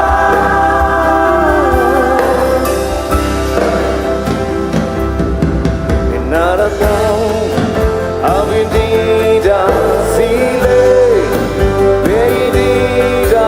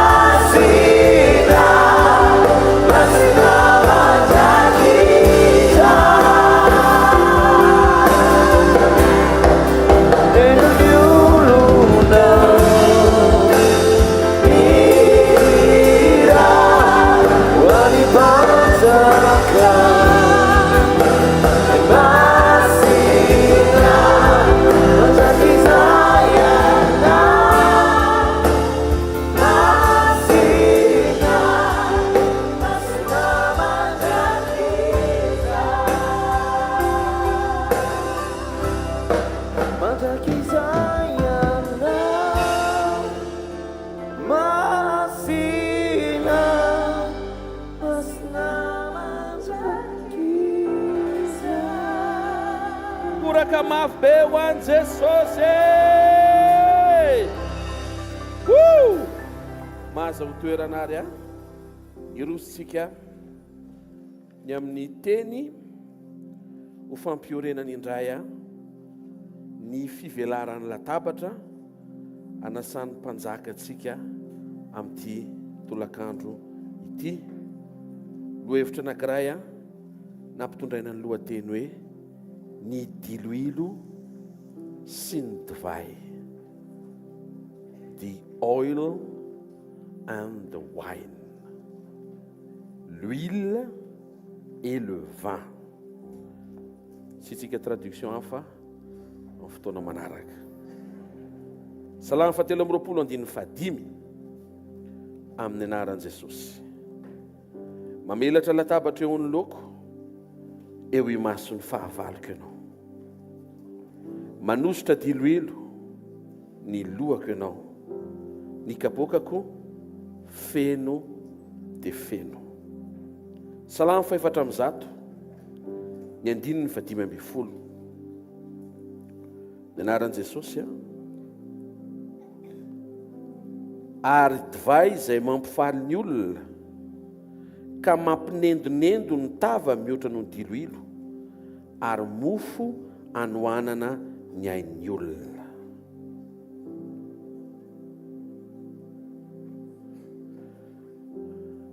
Eo amin'ny salama fahatelo amby roapolo dia miresaka eto momba ny latabatra izay velarin'Andriamanitra. Rehefa tonga Jesosy dia namelatra latabatra ny Tompo ary nanao fanasana izy atao hoe fandraisana ny fanasan'ny Tompo. Mamelatra latabatra eo ny loko, eo mason'ny fahavaloko ianao. Salama 23:5. Manositra diloilo ny lohako ianao ary ny kapokako feno de feno. Ny diloilo voaresaka eto dia hosorana eo amin'ny loha, fa le divay kosa na le ranom-boaloboka dia ao anaty kapoka feno sy natao ho sotroina. Lay diloilo eo amin'ny tarena, eo amin'ny tavana, eo amin'ny loha dia maneho ny endriky ny fiavaozana raha sendra reraka. Ozy izy Jesosy eo amin'ny Matio 9:9-10. Naran'i Jesosy, fa ianao kosa raha mifadianina dia hosoro ny lohanao ary sasao ny tavanao. Satria anaty le fotoana mifadianina iny ianao dia ohatrany to dia hita be ny amin'ny tare zany hoe fadianina ianao. Tonga dia maneho zany ny ody tavanao hoe mifadianina izay. Ohatry to dia reradreraka, ohatry maimaina, to dia ohatry ny tsiampitsiampy rano. Dia ohatry ny titeny amin'ny olona ianao hoe tsy hitanao vaniva ve ny tarehako? Dia manontany io fa nisy inona? Fadianina mantsy dia ozy Jesosy aza tenenina akory hoe fadianina ary afeno amin'ny fanosorana diloilo ny tarehanao mba ho mandimandina tsy fantatry ny olona hoe miatrika zavatra raha-panahy ianao izay tsy voatery ho tantaraina satria diskretosy ny fiarahana amin'Andriamanitra. Ny diloilo zany dia manamandimandina ivelany. Avereny hoe ivelany. Ny ranom-boaloboka kosa indray na le kapoaka feno dia maneho fahafenoana sy fahamatsiana fa indrindra. Rehefa vakitsika ny Salamy 104:15 naran'i Jesosy dia ozy izy hoe divay mampifaly ny olona ary mampinendonendo ny tava mihoatra noho ny diloilo. Zany hoe efikasy kokoa manova ny tarehanao ny ranom-boaloboka sotronao mihoatra noho ny diloilo hosorana ny tarehanao. Satria le diloilo hosorana le ty ivelany manafina an'le ty ivelany, fa le ranom-boaloboka miditra manova an'le ao anatiny baiko ny ty ivelany. Tsy maheno tiaka ho an'Andriamanitra. Samy omen'Andriamanitra eo amin'ny latabatra, fa tian'Andriamanitra ho fantatra hoe misy karazana fahafenona omen'Andriamanitra eo amin'ny fanasany. fifaliana no ampidirin'le ranom-boaloboka atonga ny tarehanao tsy hita hoe reraka. Hitantsika amin'izay hoe différence le diloilo sy le divay na le karazana fanehoan'Andriamanitra ny zavatra misy eo amin'ny latabatra. Misy ny diloilo anosorana ny tarehanao rehefa hita mitady reradraraka ianao fa zavatra ety ivelany fotsiny saromana. Fa le ranom-boaloboka rehefa sotroina dia ny Baiboly miteny fa manovany ao anatinao ho lasa fifaliana manokatra ny tarehanao. Dia hozy izy ny bokin'ny Salamo, ny fiovan'ny tarehanao dia miova lavitra amin'ny alalan'le ranom-boaloboka miditra ny anaty manova mihoatra n'olona ety ivelany hosorana fotsiny. Zay mahatonga an' Jesosy maika amelatra latabatra satria tsy zavatra ety ivelany tiany reglena fa zavatra ao anatiny tiany vahana. Fantatry ny Tompo fa raha vao mivany ao anatinao milamina amin'ny manodidina anao sy ny ao ety ivelany rehetra mahakasika ny fiainanao. Ataovy mety eny toetra dia ho hitanao fa ho entin'Andriamanitra any amin'ny fetezany ho azy ny fiainanao. Ataovy amen moa. Ilaina ny fanosorana, ilaina le diloilo rehefa mihaona amin'ny jentilisa ianao satria gaga izy hoe ianao mpanaradiasy nefa reraka be ny tarehanao. Dia mila amboarina ny bote zany ho an'ny jentilisa. Zay nefa nampianaran'Andriamanitra hoe ny olona dia mijery ny velany. Fa ny tsara indrindra nefa dia le tena ilainao manokana ao anatin'ny fanarahanao an'ny Tompo tsy le zavatra amboamboarina ety ivelany amin'ny fanosorana fa le zavatra miova mpiadana anao ao anaty. Nisy vavolombelona teo zao hoe hatramin'izay dia ohatrany hoe nakaty amin'ny fanatrehan'Andriamanitra fa ohatrany tsy nisy tsodrano, zany hoe ohatrany saritsara ivelany fotsiny zany. Fa rehefa tena tapa-kevitra le ranabavy hiroso amin'ny fifamelan-keloka dia lasa avy any anatiny votsotra le tsodrano avy eny ambavan'le ramose hoe mandehana amin'izay nareo mivavaka. Mino fa tonga eto izy tsisy tebiteby tsony satria efa nialoavany tsodrano le avy ao anatiny novaina fa tsy le ty ivelany namboarimboarina.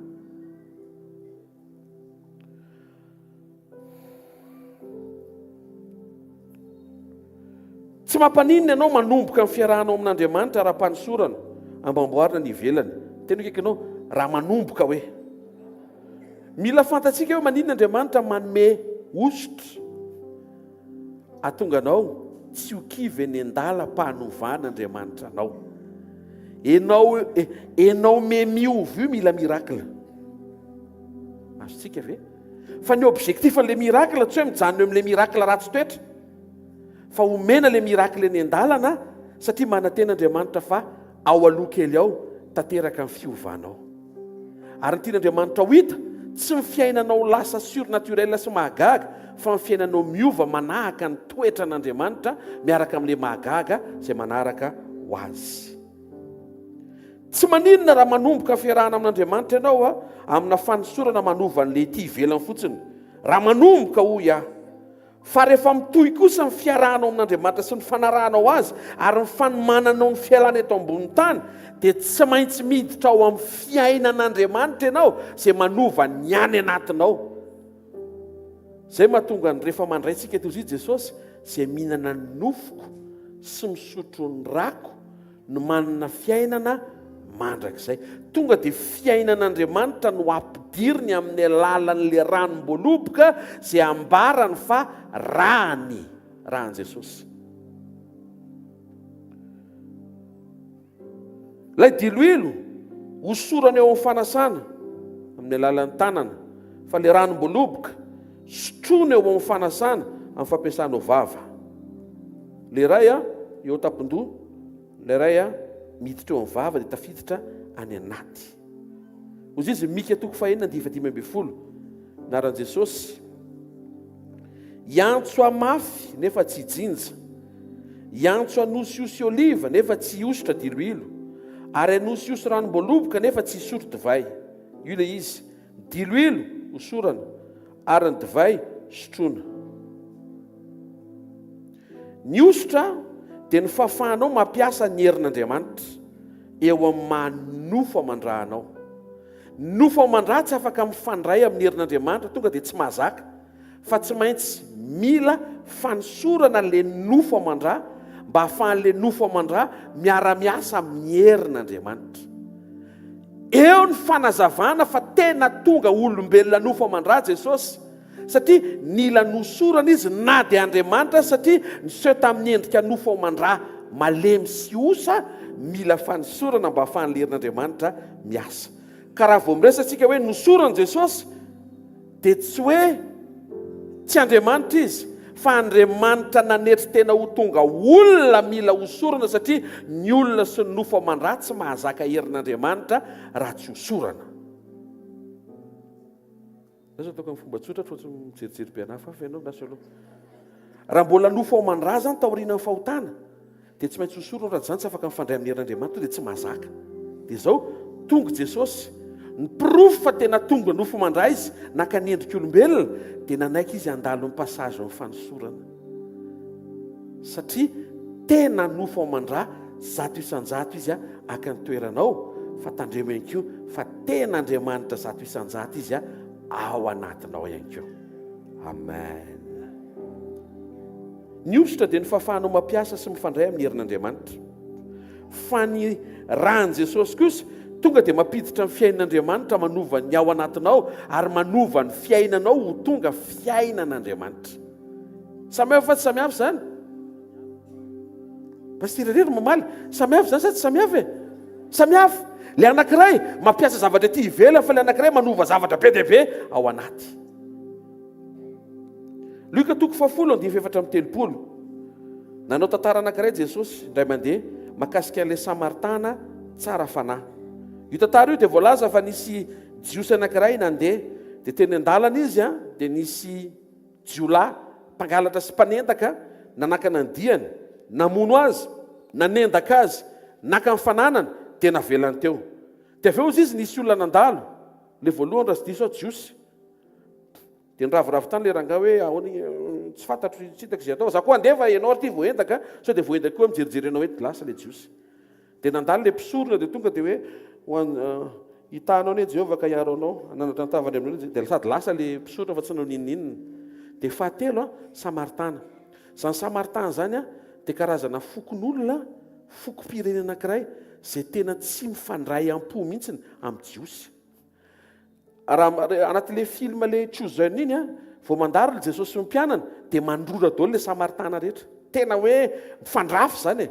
Dia nefa i Samaritana io rehefa nandalo nahita ny fahavoazan'le jiosy, dia tsy nijereny fotsiny le rangahy fa nalainy napiny batainy noentiny tanatin'le tsy haiko na soavaly na briky, noentiny tany amin'ny ville na tany tanàna, dia nikarakara izy dia niteneniny le olona atao hoe etoa ataovy daholo izay ampitsangana sy ampasalama azy fa honerako izy rehefa miverina. Dia ao anatin'izay contexte izay misy zavatra ilayntsika fantarina mahakasika le Diloilo sy divay.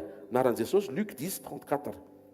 Ary nanantona izy ilay Samaritana tsara fanahy, ary dia nanantona n'le voendaka le Samaritana tsara fanahy, dia nifeheziny feriny, dia nasiany diloilo sy divay. Ary dia nampitengeniny tamin'ny Bibiny izy ka nentiny ho any amin'ny tranom-bahiny dia notsaboiny. Teny Jesosy dia tantara an'ity Samaritana tsara fanahy ity izay nanavitra ny ain'le jiosy voendaka, izany hoe ny famonjem-panasy ny famonjenaina zany tsy tokony hisy idirany hoe foko aviaizana iza, fa ainao vonjena io dia tokony misokatra amin'ny fonao mamonjy arak'izay vitanao. Tandindo ny fanairan'i Jesosy ny jiosy hoe ny tena tsara fanahy manahaka an'Andriamanitra dia izay mihevitra ny hafa, fa tsy hoe izay voafidy tsy mihevitra ny hafa. Tsy hoe voafidy nareo jiosy nefa ratsy fanahy be dia hoe nareo zany ny tena an'Andriamanitra. Ka zao tontolo zao no mivonjena ho izy Jesosy, ka tsy ao ambadiky ny foko na rasa le izy, fa ao ambadiky ny karaktera izay tsara fanahy sy tsara toetra nandray an'i Jesosy no atao hoe zanak'Andriamanitra. Inona ny asan'ny diloilo? Nanao recherche kely tsotsotra tsika dia mba hanampahitany tompo, fa ny diloilo dia mampalemy sy mampalefaka fery mivonto, na mety hoe inflammation zany. Ny diloilo dia manana vertu apaisant, manana vertu décontractant musculaire. ena nidirana zany amin'le problema entina ambavaka misy idirana satria raha misaina diloilo ianao dia apaisement no azonao fa tsy voatery ho guérison. Inona hoe apaisement? Miaina le fifototsana rehefa mbola tsy sitrana. Rehefa tsapaina dia ohatrany hoe hay niaina fa tsy midika hoe efa sitrana. Fa ny divay no manana vertu antiseptique na midésinfecter an'le fery. Zany hoe le ranom-boaloboka io zany tonga dia miditra dia miady amin'ny microbe sy izay bakteria zavatra mety ho antomatonga an'le fery sy le fanaintainana mbola eo. Ny diloilo na ny fanosorana zany dia mampalefaka ety ivelany. Fa le divay kosa sady manasitrana, manadio, ny mampatanjaka an'le marary. Apaisement ny avy amin'ny fanosorana, fa guérison ary santé no avy amin'ny rahan'i Jesosy mikoriana sy sotroinao ary tafiditra ao anatinao. Ahoana pasteur aza vao bebe koa izy mba afahako tena hoe micomprendre tsara ny programman'Andriamanitra ao ambadika le hoe fisian'ny diloilo sy ny divay. Ny diloilo zany vahana ny problème. Tsy efa tsara ve zany? Efa tsara zany. Fa ny divay na ny rahan'i Jesosy rehefa tafiditra ao anatinao dia manala ny lotom-piainana sy ny loto-toetra miteraka problème.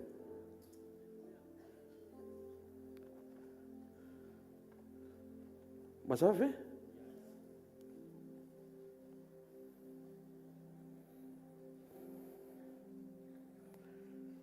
Ny diloilo zany mamaha le problème. Fa ny rahan'i Jesosy mitondra ny fiainan'Andriamanitra manova ny ao anatinao atonga n'le fototry le problème atao hoe toetra miva. Satria tsy apozinao fa ny problème mitrango eo amin'ny fiainana dia misy idiran'ny karakteranao. Ohatra, rehefa mivarotra dia tsy mety mahalafo mihitsiny.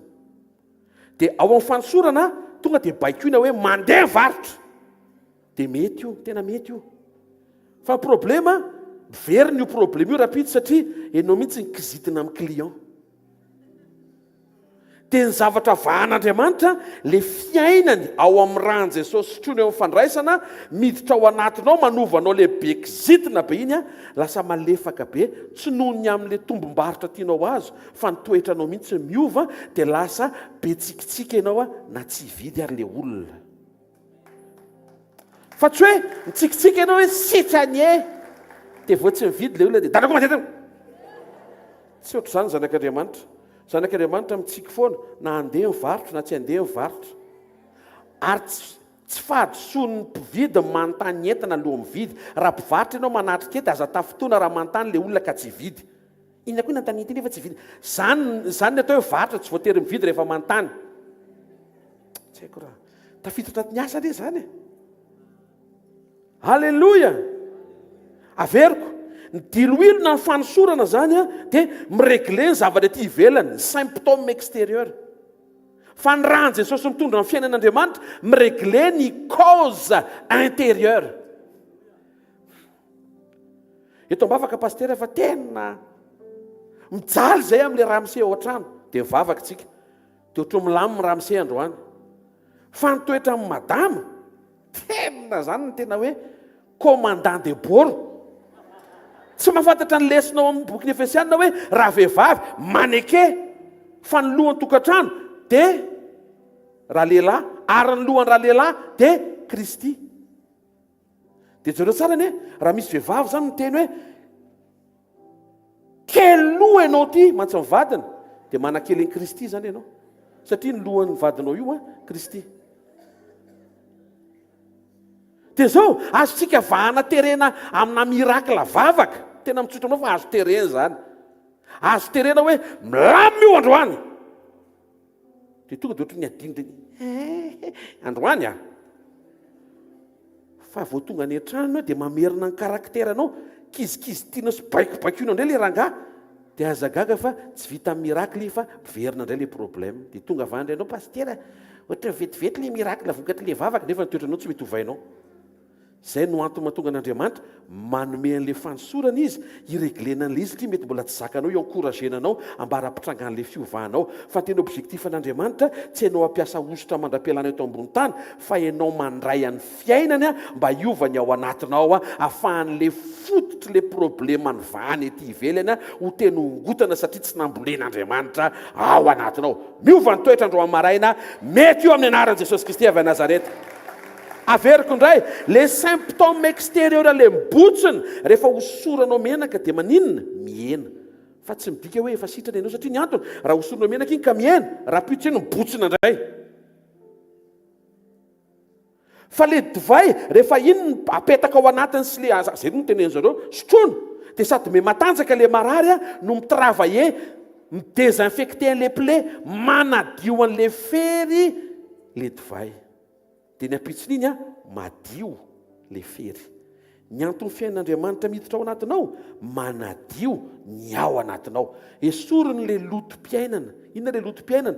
Le fahazaran-dratsy, le fiainana taloha tsy mandeha amin'ny laoniny, le zavatra tena mifanipaka amin'ny sitrapon'Andriamanitra ireny, le nataonao taloha ireny, dioviny ràny Jesosy ireny mba hatonga anao ho tena voadio tsy miaina an'ireny ary tsy voatery hiverina amin'ireny intsony. Dia zao koa ràny Jesosy manadio ny lototoetra. Avereny hoe lototoetra. Hainao dika ny lototoetra na toetra loto? Ireo toetra ratsy ao anatinao izay mandoto ny ao anatinao mahatonga an'le fery ety ivelany tsy mety sitrana. Ohatry ny sitrana androany verina indray raha-pitsy satria maninona le ao anaty mihitsy tsy mety. Ny solution tokantrano verina ao amin'ny sitrapon'Andriamanitra. Raha lehilahy tiava ny vadinao, raha vehivavy maneke ny vadinao. Fa tsy hoe raha lehilahy sy vehivavy ho eto amin'ny pastera ny tokantrano dia entina bavaka dia reglena vetivety. Ianao no mila miova mba ahafahan'Andriamanitra miantoka an'le fiadanana sy le fahasambarana eo amin'izay nomena anao. Amen. Isaia toko voalohany dia fahenina amin'ny anaran'i Jesosy. Hatramin'ny faladika hatramin'ny loha dia tsy misy izay tsy marary fa ratra sy dia kapoka ary fery vo tsy mbola voaporotra na voafe eny amin'izay tsy mbola voalemy diloilo le fery. Io le izy io. Io le teneniko anao hoe raha voasorona le mibotsina dia miena fa tsy midika hoe tsy hibotsina intsony io. Fa raha vao io tsy traitenao raha pitsy mibotsina avy roa eny dia asiana menaka indray dia miena indray raha pitsy. Raha afaka pitsy mibotsina afiry indray avy telo eny indray. Dia raha vao ela ianao milalao mibotsina ena, mibotsina ena, mibotsina ena, mibotsina ena, mibotsina ena, vatanao ray manontolo lasa feno fibotsona an'ilay satria manina tsy tena réglenao le problème any anaty. Hiatrika taona vaovao tsika.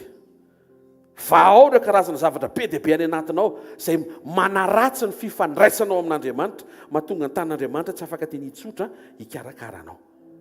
Ary ao akaiky aiza ho aiza ny famelan-keloka. Sao mbola misy olona na dia efa impirina sesteto ary ny lesony. Hoe mamela heloka, mamindra fo re, avy tsory re, avy elao re. Tsy ianao miaina lesiko io mitabataba be eo. Matoa mitabataba eo dia efa namela. Dia manery ianao ianao koa tsy mamela miala eto izy zany tsy mamela. Mamela. Tsy maintsy, ho any an-danitrako. Mila mamela ianao.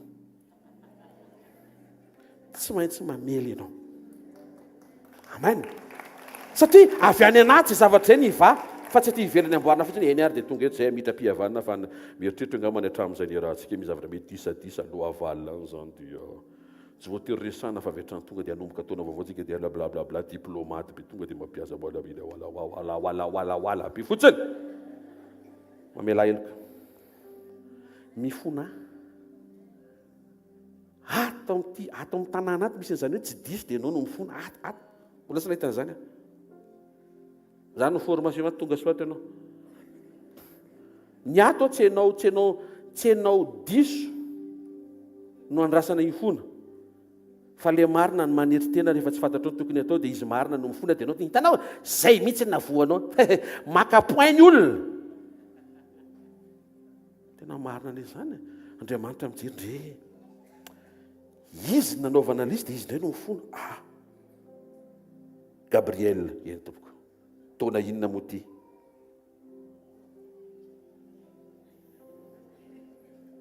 taona jaobily jaobily azavady na sisisy koa ny anarako fa tsy maninona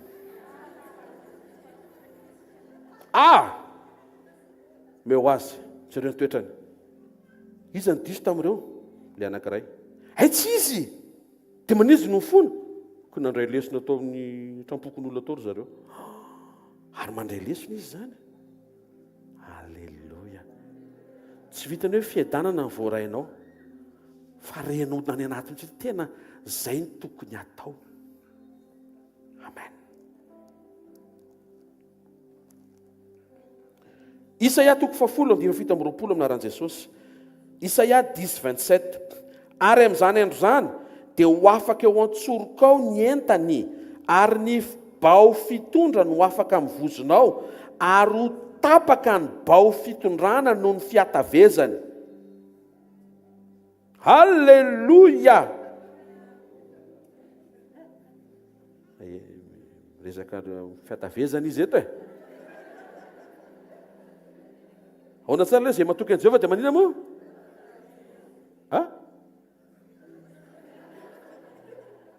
tapaka ny bao fitondrana noho ny fiatavezany amin'ny dikateny fotsiny izy dia hoe ho tapaka ny zioga noho ny diloilo zao zany ny osotra manapaka zioga fa ny fiainan'Andriamanitra ao amin'ny raha le divay resantsika le sotroina omen'i Jesosy io amin'ny obolona 17:22 mihoatra noho ny manapaka zioga le izy manova ny any anatinao any mba tsy ho fanakivo mahamaina ny taolana ny ao anatinao fa tonga dia fiainan'Andriamanitra mitondra fifaliana miantoka fahasalamana obolona 17:22 minaran'i Jesosy foravoravo mahasalama tsara nefa izy ny salamy 64:15 divay zay mampifaly ny olona le rahan'i Jesosy mitondra ny fiainan'Andriamanitra zany raha mifantoka tsara ianao tokony tonga dia mitondra fifaliana ao anatinao zany Andriamanitra zany raha zany io révélation be dehibe io dia tsy Andriamanitra morose ny Andriamanitra ao tsy Andriamanitra tristone tsy Andriamanitra triste ianao zany resaka amin'ny tompo dia zao valiteny ahoana ny ray ry sotro zany izy zany fa Andriamanitra faly foana satria le fiainan'Andriamanitra voalaza amin'ny Baiboly dia fiainam-pifaliana rehefa io zany no fantatrao fa tafiditra ao anatinao dia tokony olo fifaliana ianao dia inona ny regle fifaliana mihoatra no fanapahana le zavatra mahavezabezatra ao amin'ny atoko ao tonga dia misy fifaliana miboiboika avy ao anatinao dia zareo anie ny zavatra vokatra le izy ny fanakivo mamaina ny taolana le mampamaina avy ao anaty mihitsy tonga dia reglen'Andriamanitra fa tsy le mavesatra ety ivelany ety fotsiny mody ohatrany hoe maivamaivana fotsiny misy olona zany mivavaka dia ohatran'ny maivana kely izy eo fa miala eto amin'ny fivoriana izy dia miverina kivo indray satria any anaty le fahakiviana fa nivesatra ety ivelany dasolovedivet ny vesatra ety ivelany fa fahamainana avy ao anaty avy amin'ny fahakiviana ny osotra miregle an'le mavesatra fa ny rahan'i Jesosy mitondra ny fiainan'Andriamanitra miregle an'le fahakiviana avy ao anaty ovay no tonga fanantenana fiandrandrana fiadanana vision tonga dia me misokatra ny ao anatiny hoe wow afy ty taony ty gaga ny olona inona koa mahafanty taony ty fa ny eo iary ny eo jereo 2023 tamin'ny herinandro ambony tamin'ity efa 4 afy ty taony ty zavatra kely dia efa mampiaiky ny ao anatinao fa izy zavatra ao taon'Andriamanitra tsy mitovy amin'ny tamin'ny herintaona vao herinandro voaviana desambra dia eto zao misy olona miteny hoe le teny fikasana iny janvier dia mety hitranga ve janvier tsika zao afaka hitranga le izy tsy haiko raha azo averiko ary ny fanosorana manapaka sy manamaivana vesatra ivelany aizaka mipetraka ny zioga aiza pasteur eto amin'ny atoko zay mahatonga ny atoko ao mila ory kely hoe tena kaiky anao mizioga tena izy ary nareo tsy miteniteny tena iny izy batabata zioga tsy aky teniteny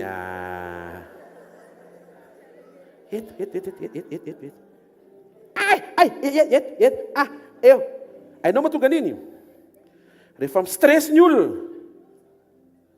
dia mienjana ny ozatra eto amin'ny atoka eto amin'ny lamosina ambony eto. Dia raha vao ela loatra ianao no eo, dia lasa misekrete toksina ny vatanao. Dia iny avy eo lasa mampareraka sy ohatran'ny tsy mampahazoaina anao. Andro amin'ny maraina esorina indray ny toksina. Andro amin'ny maraina maivamaivana indray ny atoka. Andro amin'ny maraina tsy andrevesatra ianao, fa indrindra ao ambadiky ny fanekenao ny fiain'Andriamanitra hiditra ao anatinao, le fahakiviana avy any anaty mitondra fahamainana, tonga dia reglen'Andriamanitra satria tsy nambolena iny, tonga dia ongotana. Tsy karazan'olona kivikivo izany intsony ianao, miaraka amin'ny rany Jesosy mikoriana ao anatinao mitondra ny fiainan'Andriamanitra tsy mety kivy. Tena akaikinao, possible ianao tsy kivy izany intsony hoe. Eto misy olona misaina, possible hono tsy mety kivy. Possible. Dia hoana paster sanatria zany raha riva dia efa tonga indray le fahakiviana. Aza misaina an'izay fa izay mahatonga n'Andriamanitra manazava hoe aza mijanona amin'ilay tia ivelany mamaha fotsiny an'ilay vesatra vetivety. Fa midira lalandalina koa miaraka amin'Andriamanitra, maneke andray ny fiainan'Andriamanitra afaka manovany ao anatinao, atonga anao tsy apetrahany fanakivy. Fa ny fanakivy tsy azonao avela elabe, fa ny fiantraikany tonga dia manamaina taolana. Tonga dia tsy ampy menaka izany ny taolana. Dia raha vao manao fihetsika mahery ianao tonga dia tapaka. Mila reglena iny ilay izy fa tsy azo angatanandro izany. Tena akaikinao, aza mijanona ela ao anaty fahakiviana hoe. Tena ino izy, tsy mahasoa anao izany hoe.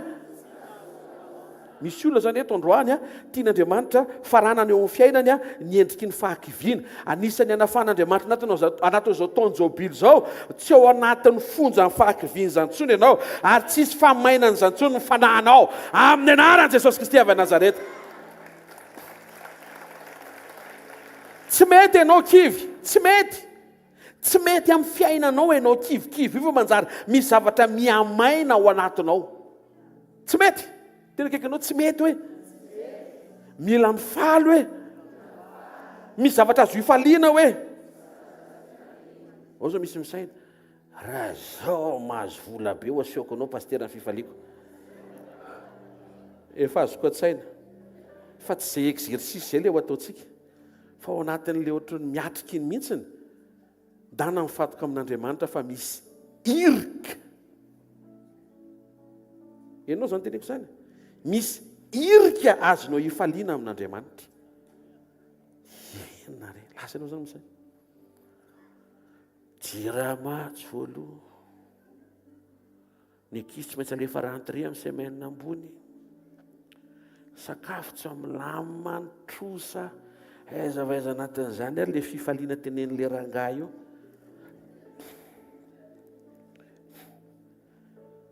Kristy ao anatinao. Fanantenana ny voninahitra. Misy zavatra azonao antenaina izany. Afaka manantena ianao ahitany voninahitr'Andriamanitra. Afaka manantena ianao mifanaraka amin'ilay fampanantenan'Andriamanitra hoe ampidirika ao anatin'ity saison ity indray nareo menakavy ao anatin'io saison na jobily io, tonga dia misy fanafahana ho azy fotsiny. Tsy mandalo procédure. Tonga dia misy trosa na fafana tonga dia aloha dia afaka ianao. Misy fanangejana tonga dia anafahana anao. Ho liberen'Andriamanitra ianao izany amin'ity taona ity. Aza mifaly amin'ilay teny fikasana fa mifalia amin'ilay Andriamanitra nanome an'ilay teny fikasana. Dia ho hitanao fa tsy farana foana ho anao ity taona 2024 ity amin'ny anaran'i Jesosy Kristy avy a Nazareta. Ahoana moa no ahafahantsika mifaly? Romanina 12 dia manambara hoe mifalia amin'ny fanantenana, mahareta amin'ny fahoriana, ary manaova vavaka mitohy. Ny osotra dia manaisotra mivesatra ety ivelany. Fa ny rahan'i Jesosy mitondra ny fiainan'Andriamanitra, mampiditra ny fiainan'Andriamanitra feno fifaliana ho ao anatinao, atonga anao tsy ho karazan'olona kivy izany intsony ary tsy ho maina izany ny taulanao, fa ho mandimandina avy ao anaty ary hisy fiainana sy famelombelomana eny amin'ny tarehanao. Aza matsiaro ny lasa na matsiaro ny taloha, fa indro ao izy Andriamanitra anao zava vaovao. Iova ny frigo anao. Tonga dia le frigo le atonona anao sy mivadinao ary ny ankizy rehetra. Fa zao angatantsika amin'ny tompo mba hazo voaina avy ao anaty le izy. sokatra, alleloia, sokatra, osana, sokatra masiny ianao tompo. Hitranga eto zany amin'ny anaran'i Jesosy. Ny zavatra hosoloan'Andriamanitra eo amin'ny fiainantsika tsirairay avy ireo. Raisotsiny, raisotsiny, raisotsiny, raisotsiny le izy, raisotsiny. Rehefa mandray an' Jesosy tsika dia mandray ositra. Ary rehefa mandray ny fanasan'i Jesosy tsika dia misitraka ny rany. Ny ositra dia manasitrana ety ivelany, fa ny fiainan'Andriamanitra mamelona. Ahoana ny fomba fiatrehantsika an'ireo Diloilo sy Rà-reo satria nomen'Andriamanitra ireo. Obolana 21:17. Obolana 1:7 amin'ny anaran'i Jesosy. Zay tia fananaram-po dia olona alahelo. Zay tia divay sy Diloilo dia tsy mba nakarena. Ny fonao tsy tokony any amin'ny ositra, tsy tokony any amin'ny ràn'i Jesosy, fa tokony any amin'ny Jesosy. Mazava be zany. Tsy hoe zantsika hampiasa ny ràn'i Jesosy nefa tsika tsy miombona amin'ny Jesosy. Na hampiasa ny ositra Jesosy nefa tsika tsy miombona amin'ny Jesosy. Miombona amin'ny Jesosy aloha, izay vao manaraka avokoa fa fahana misitraka ny zavatra nomeny. Ositra fahana miregle zavatra ety ivelany ary ny rany manova ny fiainana avy ao anaty. Izay mandray an' Jesosy dia hitoeran'ny ositra, satria ny dikany hoe Kristy dia hoe lay vao ositra. Ianao izay nandray an' Jesosy zany manana ny Kristy ao anatinao dia manana ny lay vao ositra ao anatinao. Taloha, tambola tsy tonga Jesosy dia misy lehilahin'Andriamanitra sy vehivavin'Andriamanitra manokana. Misy fotoana lehilahy nampiasain'Andriamanitra, Abrahama, Isaka, Jakoba, Noa, etc. Etsetra tsy anaran'olona fa sao dia hitady an'izay ianao hoe etsetra oviana aza ny etsetra izany nanompo an'Andriamanitra sy ny fomba nampiasany an'Andriamanitra. Misy fotoana Andriamanitra mampiasa vehivavy, Debora, Esther, iza koa ohatra, Maria. Iza ilay vavy antitra tonga dia nidera be nivoaka ny ranomasina mena? Miriam. Tonga Miriam tonga dia manao tsy idirany taona ny fifaliana. Hideritsika rehefa avy eo hitazana kely etsy fa tsy idirany taona ny dainy sy afatandremo sao dia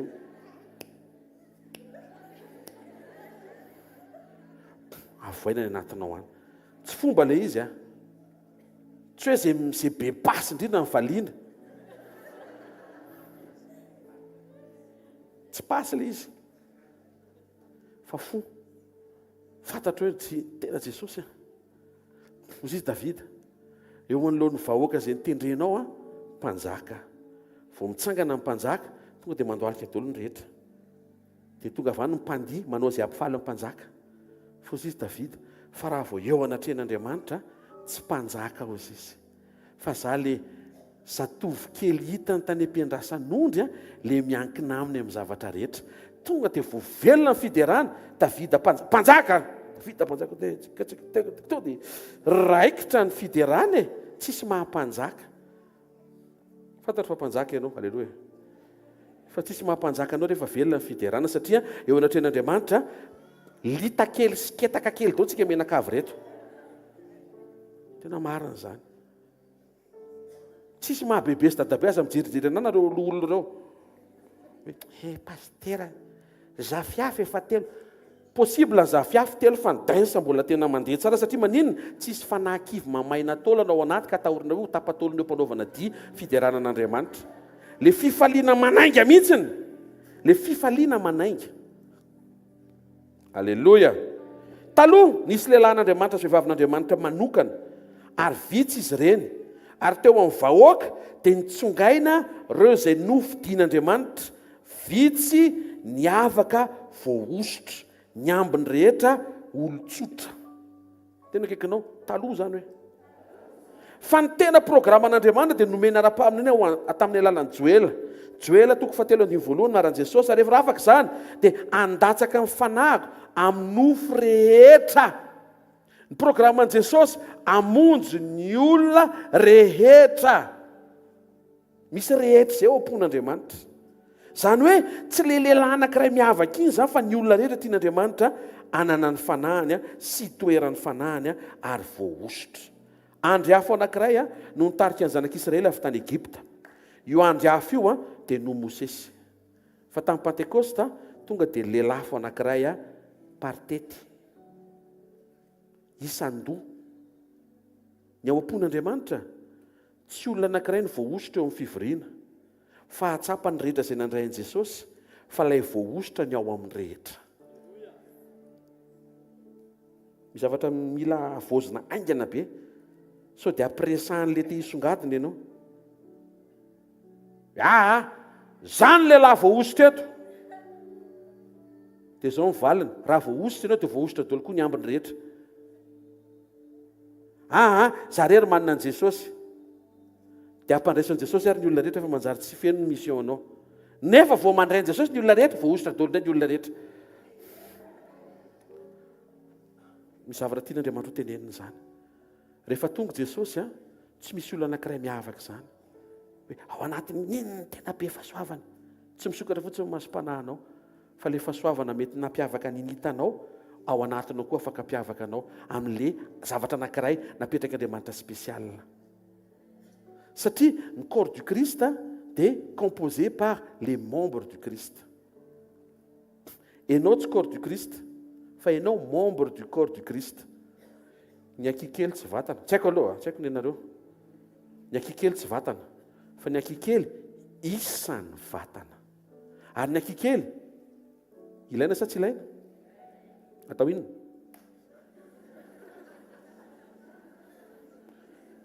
Rehefa mangididy ny sofina dia asevo ataon'ny akibeny eo hitanao tsara. Tsy maintsy akikely miandraikitra an'izay. Alleluia. Tena kaikinao nafaran'izay kely aza hoe dia misy ilana azy eo amin'ny Kristy hoe. Misy olona eto mahatsapa ny tena no kely, androany nanambaran'Andriamanitra hoe ilaina ianao. Tsy mahay tehaka ao an'Andriamanitra. Dia ilay izy tsy hoe ilaina any an-trano fotsiny ianao fa ilaina ianao miditra mampiasa ny fahasaovanao sy ny talentanao ao anatin'ny fanontona. Amen na? Programan'Andriamanitra dia tonga ny olona rehetra anana ny fanahiny. Tena manana tsika manana mpanompon'Andriamanitra. Miavaka izy ireny araka ny fanomezana sy ny fanendrena. Misy pastera dia misy mpaminany, misy karazany be dia be. Fa ianao koa izay miaino eto io manana an'izay anendren'Andriamanitra anao. Natao hifameno ny zanak'Andriamanitra, natao hifanompo, natao hifampiankina, natao hifanome voninahitra, ary natao hiara-manome voninahitra an'Andriamanitra. Filipiana 4:7 dia manambara amin'ny anaran'i Jesosy hoe amin'ny fanetretena dia aoka samy anao namany ho mihoatra noho ny tenany. Petera 5:5 miskina fanetretena nareo ka mifanompo fa Andriamanitra manohatra mpiavonavina fa manome fahasoavana ho amin'ny manetretena. Ilainao ny fampiasan'Andriamanitra amin'ny fanosorana fa ilaiko koa ny fampiasan'Andriamanitra anao amin'ny fanosorana ianao. Mifampiankina isika. Eto misy olona tena mahatsapa hoe ena re mety ilana anahy na izay fahaizana mametraka fanontaniana izay dia filaitsika izay. Alleluia. Na ilay tena izany pasteur tena tsisy ilana. Ilaina izay réaction izay ny fanaovana teatra rehefa mandeha manao croisade tsika manaraka. Eto no mijoro misy ilana an'izay rehetra asehonao sy ataonao ary ny zavatra hainao. Alleluia. Eto misy olona tena tsy mipika mihitsy, tsy miteny mihitsy izy. Hatramin'ny voanitra teto tsy miteny mihitsy izy. Na rehefa ilay hoe amen na. Tsy hainy mihitsy ho feoany. Dia ilaina izay. Satria amin'ny fotoana lehibe tabataba dao nefa hoe dao tsika hangina eto amin'ny fanatrehan'Andriamanitra dia hijerinao daholo ny olona hoe ohatr'izao ny fanaovana azy. Ilaina io. Tena kaikinao misy ilana an'io hoe matoa nomen'Andriamanitra anao io hoe. Mazava zany fa tsy olona ray intsony voaositra manokana ao anatina fikambanana, anatina fiangonana anankiray. Fa ny rehetra dia manana ny Kristy voaositra ao anatiny. Raha misy zany miteny hoe tandremo, aza manendry ahy eo ianao dia za aloha matoa manao menasy. Matoa manao menasy dia faible. ny olona sura amin'ny zavatra ananany a tsy be taim-bava.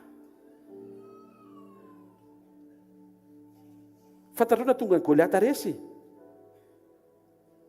Be vava nefa tsy misy fanekena. Tsy taitra mihitsy Davida na dia kely ara-batana azy, satria fantany hoe any amin'izay côté misy an'Andriamanitra tsy maintsy mandresy, tsy ao ambadiky ny alehibehan'ny zavatra trehana, fa ambadiky ny fanekena ny fisian'Andriamanitra ny miantoka ilay fandresena. Halleloja. Dia raha misy miteny hoe aza manendry eo ianao fa za olom-bo ositra, dia zao mivalina, aza manendry eo koa ianao fa ireo olona rehetrarehetra koa vo ositra daholo.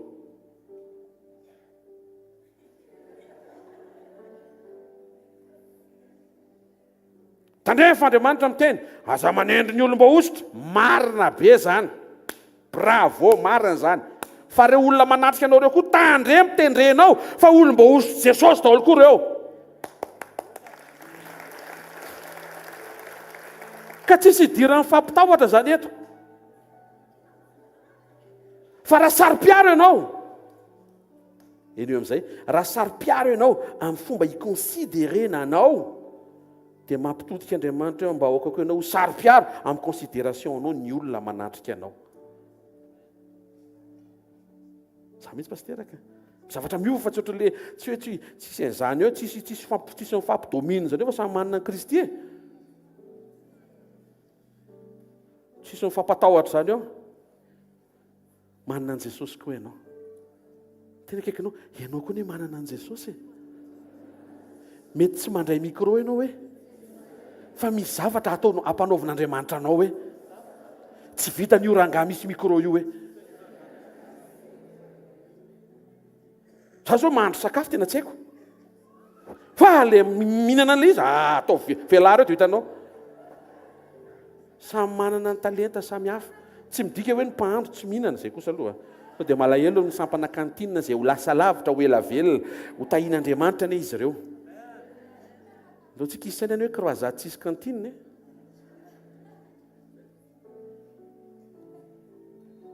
Tsy zakako misaina an'izany.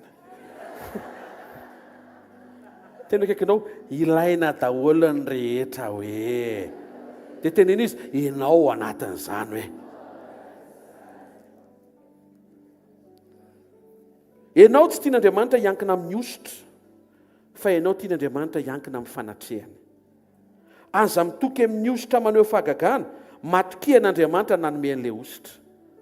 Aza alefa ny amin'ny zavatra omeny mihitsy ny fonao, fa averenao ao aminy. Tsy ositra ny ilainao, Jesosy avy any Nazareta no ilainao. Tsy mahentehaka ao an'Andriamanitra. Nomen'Andriamanitra ny ositra mahalainao ara-pahagagana, satria mbola ny andalam-piovana ianao ambara-pahatonga ny fahatateranao. Fa ny ao am-pon'Andriamanitra tsy le fahagagana ny andalana fa le fiovanao eo amin'ny fifarany lalam-piainanao. Mandefitra Andriamanitra mampahita mirakily ny andalam-piainanao, fa ny ao am-pon'Andriamanitra mi-encourage izy mba tsy ho kivy ianao eo am-piovana. Zay mahatonga le misy taona tena tsy mandeha amin'ny lomo mihitsy ny zavatra ataonao, nefa Andriamanitra mamaly ihany. Tandremo sao dia mieritreritra hoe mety ny atao matoa mamaly Andriamanitra. Sao dia famindrapo ambara-pahatonga ny fiovanao, mahatonga azy mbola hitany ane ianao. Jereo mahatsara an'Andriamanitra. Hitany ianao le manompo iny zany dia le miova ianao. Aiza ianao tsy miova foana, vatona indray zany. Tonga eto ianao dia tsy mandray teny. Hitan'Andriamanitra ndre sady efa misakra kely loatra mbola tsy mety miova ihany. Dia asian'Andriamanitra fahagagana kely eny fiainana. Hoay, voninahitra n'Andriamanitra zao fary miainga vaovao indray. Fa ny objectif tsy le miainga vaovao dia hiverin-dalana. Fa miainga vaovao dia mbola courage indray hiatrika hoe zay tsy resy hatramin'izay 2024 resy amin'izay. Io fahazaran-dratsy io reseko amin'izay io miaraka amin'ny fanampian'Andriamanitra. Dia eny antsefatsefany eny misy zavatra ilainao dia amin'ny ran'Andriamanitra foana dia omeny ihany le fahagagana. Zay le ositra. Omeny ihany le fahagagana satria ny objectif anao tsy eo amin'le fahagagana amin'le ilainao androany fa ny amin'le fiovana rapitso. Fa zao, raha vao metateraka ra-piovana ny eo anatinao, dia mevotsitra koa Andriamanitra miseho eo amin'ny fiainanao, maneho zava-mahagaga tsy takatry ny saina, mamatsy, mamaolana, manokatra lalana. Zavatra be dia be tsy eritreretinao, tonga dia misokatsokatra rehefa mety le ao anaty. Ambara-pahatonga an'izay, afaka homenimeny kely tsitsy. Hitanareo? rehefa monjo mariazy reny ka rehefa le nona be mpamonjo mariazy satria matetika mpamonjo mariazy nona be foana amonjo mariazy koa zakona tsy hiomana dia mody asiana voanjovoanjo kely iny le miracle dia ianao zany tonga hoe za voanjo tena namonjo mariazy any inamboanjo gaga le olona izy olona hoe na tsy mamonjo mariazy raha afaka mihinamboanjo izy misy vatry vovoaka tsy zao dia misy mpivaroboanjo zaoko fa raha mbola miaritra eo ianao dia me mandroso ny programme dia manomboka asehon'Andriamanitra amin'izay hoe première entrée froide, deuxième entrée chaude, troisième entrée ho ampastera rery résistance ao misy an'izany alléluia alléluia dia hitanareo aika le tena izy kay miandry ny fandrosoanao fa le taitaimboanjo iny le ohatry ny zavatra mitranga tamin'ny fotoana mbola tsy niovanao 2024 tsy fotoana ny taitaimboanjo 2024 fotoana ny tena kaly amin'izay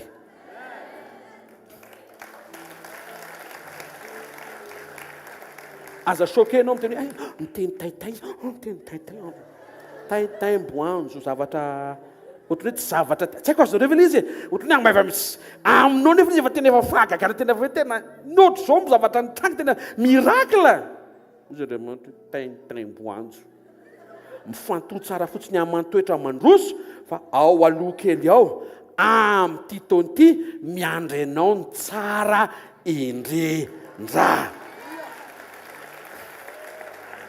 atao ve halleluia raha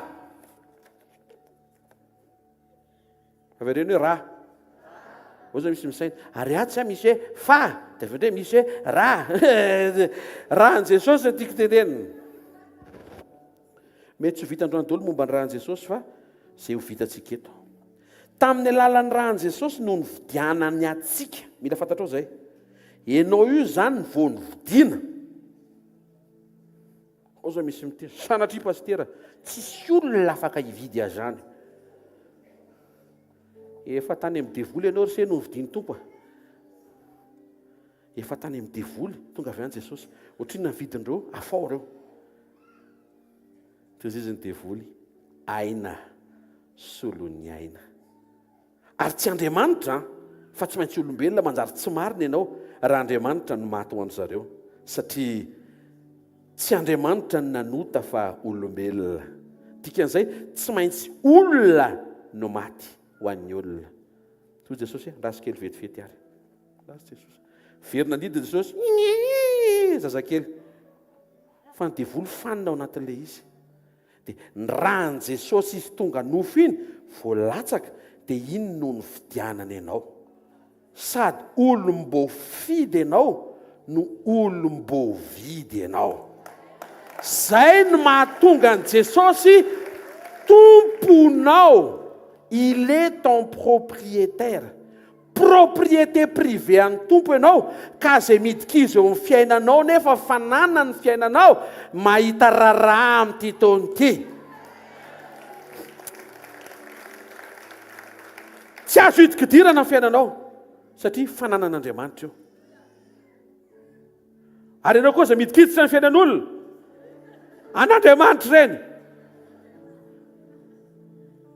afaka mifosa ny anaran'i Jesosy Kristy avy a Nazareta la ny fotoana hoe miresaka fiainan'olona iananao hitandriana dia nanana dia saraka andrainy hony saraka tamin'izy dia niaraka andrainy io niaraka tamin'izy niparasaka tamin'izy hatreo ho avinao reto hatreo 2024 tsy obirinao fa zala ny fotoana mijerijery fiainan'olona vavao anazy fa nianao hatrehana vavao anazy dia nianao hatrehana vavao anazy dia nianao hatrehana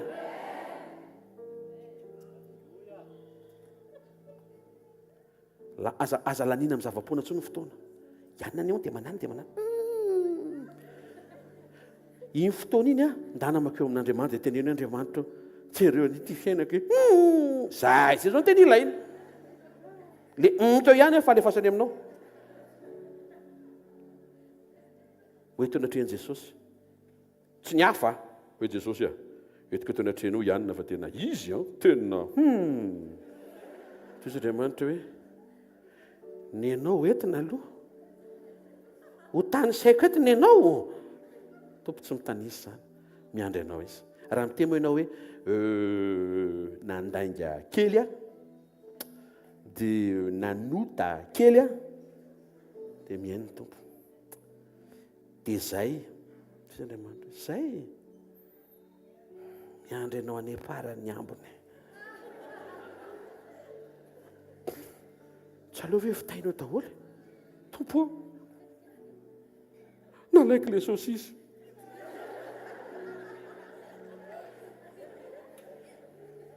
avy moto fanina be teo mpisakafoanana ary mbola zany nandoatra aloha malaelo ny Jesosy amin'izany saosisy koa ve dia mahavery pastera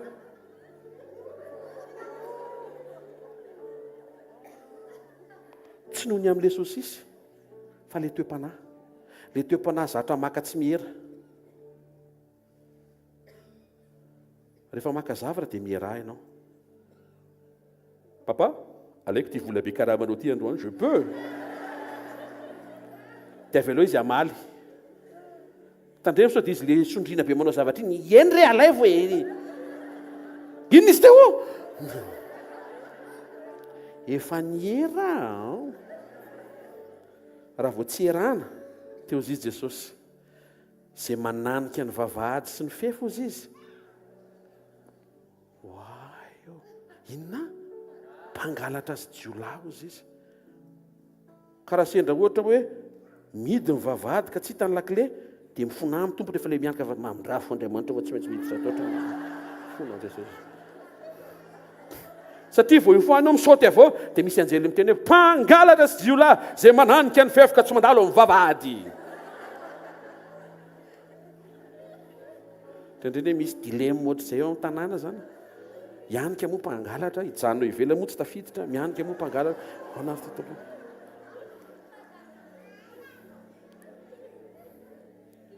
avereny hoe izy ny tompoko izy no ny vidy ahy ainao ve ny impacte an'izay zao ny fiatraikan'izay tsy mahazo manao zay tiatsika isika satria manatompo ianao zany manambava oui arehefa eniko fa tsy tompo ny vavanao dikan'izay tsy azonao ampiasaina amin'izay tianao zao ny vavy eo misy taona ampiasainao amin'izay tianao molotra ao aprimy iny molotra mahafatifaty kely ny tompo iny koa atao lavabe satria misy zavatra tiana tenenina fa tsy molotra ny asaina amin'ny teny miny molotra iny tenena ampifaliana sy ampahendrena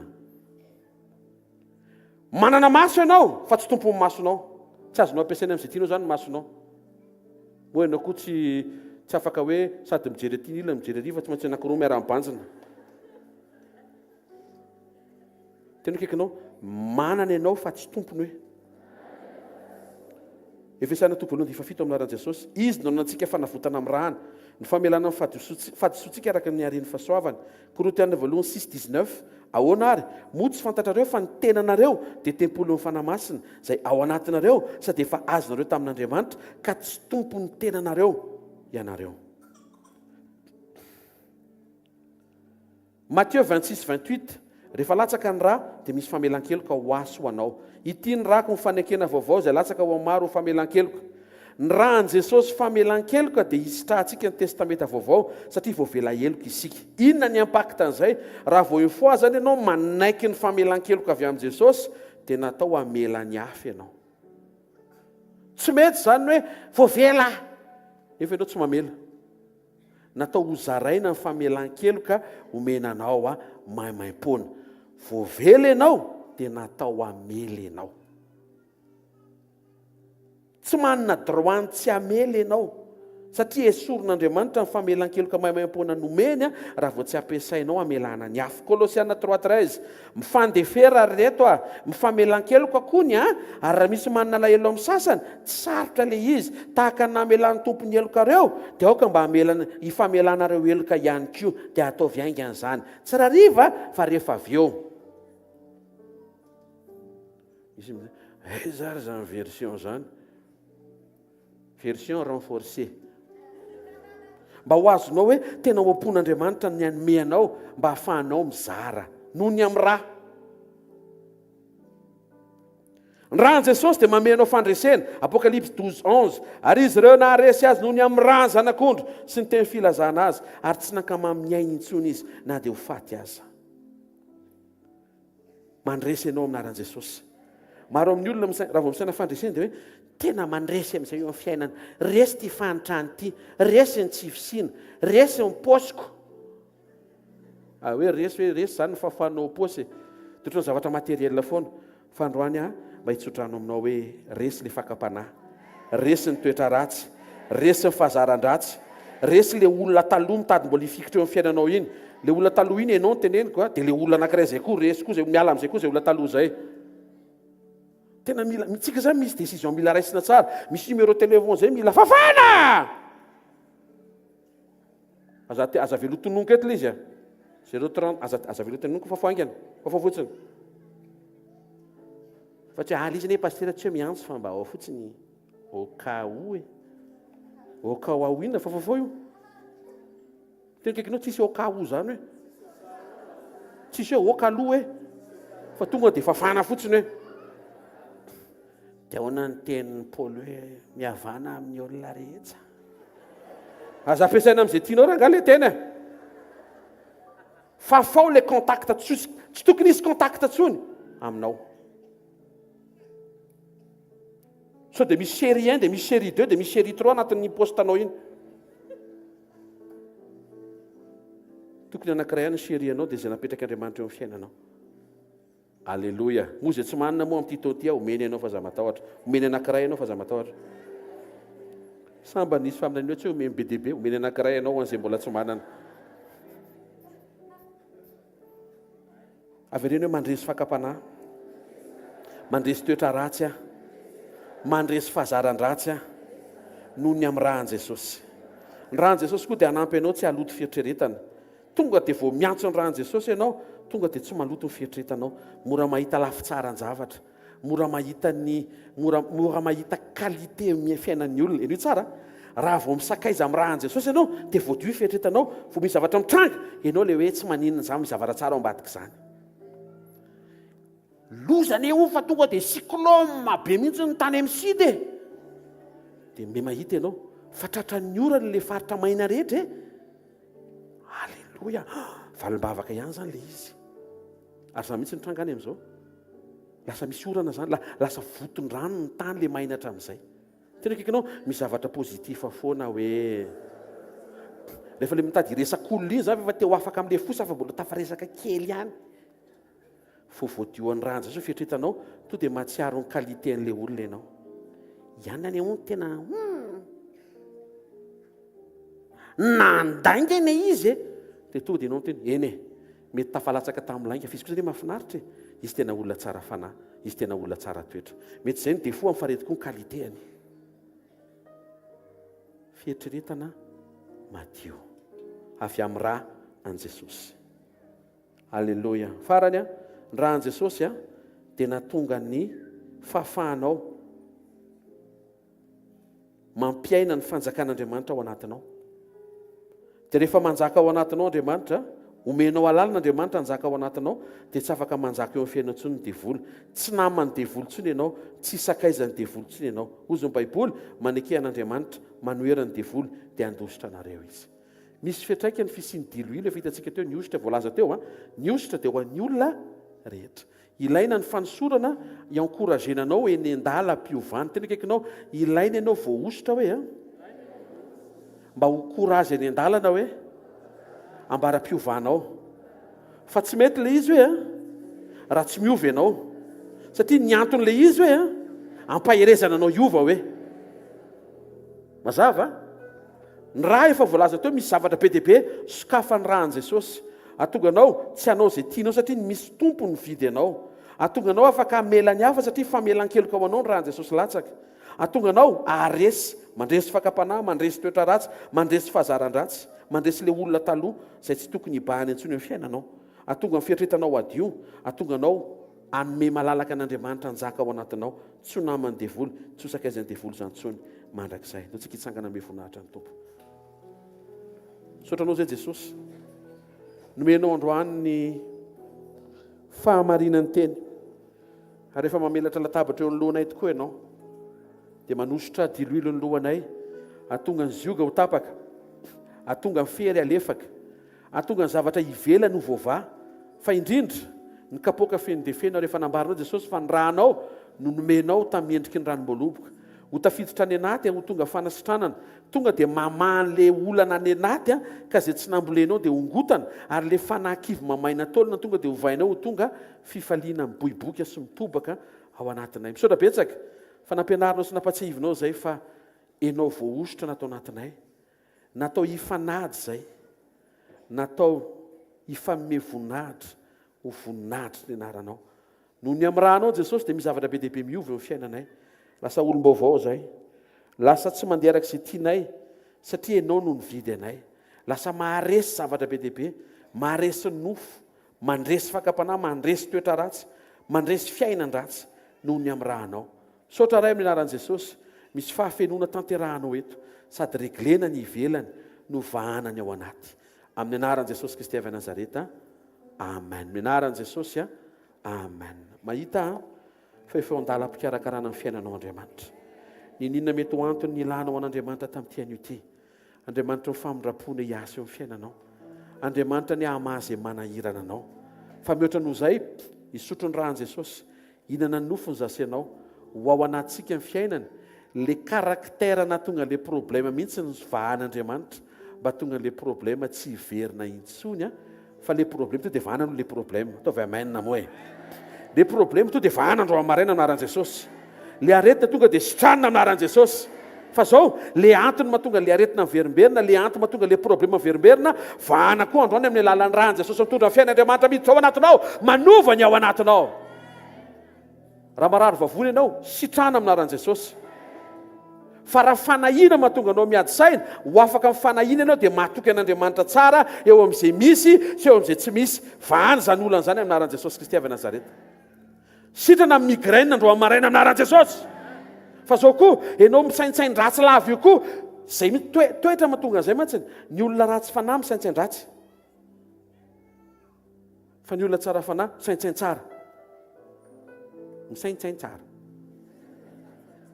ditanao le migraine azo tonga dia reglena zao tena possible to dia reny hoe maivana to dia maivana fa ny problème mialeta to dia ananao le anany to dia misaina ratsy be dia miverina indray lasa tsy migraine ntsony fa graine do re mi fa miakatra indray izy dia raha voela loatra ianao dia lasa sol graine le izy miakatra io zany tsy hijanona io raha vao tsy reglena eo anatinao inona mahatonga le migraine misaintsain-dratsy amboary zay karaktera zay tafo Andriamanitra amin'ny fahatsara-toetra azaingana tonga dia misaintsain-dratsy dia ho hitanao fa tsisy migraine zany tsony eo amin'ny fiainanao ny fisehoan'Andriamanitra Andriamanitra rafa esorony ny aretina fa indrindra miazona anao izy mba tsy ho tratra ny aretina possible zany sitranina zay misy eo fa possible koa ianao arovana tsy ho tratra intsony sotra ray aminaran'i Jesosy raha mivelatra ny latabatra ho anay zany sotra fa taona jobily fanafahana fahasoavana fankasitrahana ho anay zany sotra fa maty ianao ho anay nanolotra fandraisana ra sy nofo ho anay sotra ny amin'ny teny fa nandefa teny ianao mba hanasitrana anay ary afaka anay amin'ny longo zay ny anjeranay sotra ny amin'ny latabatra mivelatra fa any miombona sy miray aminao sotra fa manomboka ny taono zay amin'ny alalan'ny fandraisana amin'ny fanasanao sotra ny amin'ny famindraponao fa sady eto mifanosorana miasa mamahany zavatra ivelany manapaka ny zioga amin'izay vesatra ivelany fa eto koa ny rahanao mitondra fiainana mamahany zay misy ao anaty sotra ray amin'ny anaran'i Jesosy amen ny ala zay namadina azy ny tompo nandray mofo dia nitsofony rano le mofo tsofintsika rano reny mofo eny tananao reny asandrato ny tananao reny mofo reny nofon'i Jesosy mitondra ny fiainan'Andriamanitra vao tafiditra ao anatinao dia hisy fiatraikany eo amin'ny fanahinao, ny ainao sy ny vatanao. Anova zavatra indray Andriamanitra amin'ny alalan'ny nofony izay hohaninao, araka ny teniny hoe afaka mihinana ny zavatra rehetra hoe ankoatra izay voararana ny sitrapon'Andriamanitra, fa ny nofoko ny tena fihinana, ny rako ny tena fisotro. Izay mihinana ny nofo sy misotro ny rako manana fiainana mandrakizay. Miditra ao anatinao indray ny fiainana mandrakizay amin'ny alalan'ity nofony Jesosy hohaninao ity, velona ao anatinao indray ny fiainan'Andriamanitra amin'ny alalan'ny mofo izay hohaninao. Izay ilay tsodrany be dia be tonontsika, tena kaikanao marina izany tsodrany izany hoe amin'ny anaran'i Jesosy. Raisy Jesosy le mofo dia nivakiny, dia zao no tenenina, raisy hany tiany tenako izay nivakiny ho anareo. Misaora azy.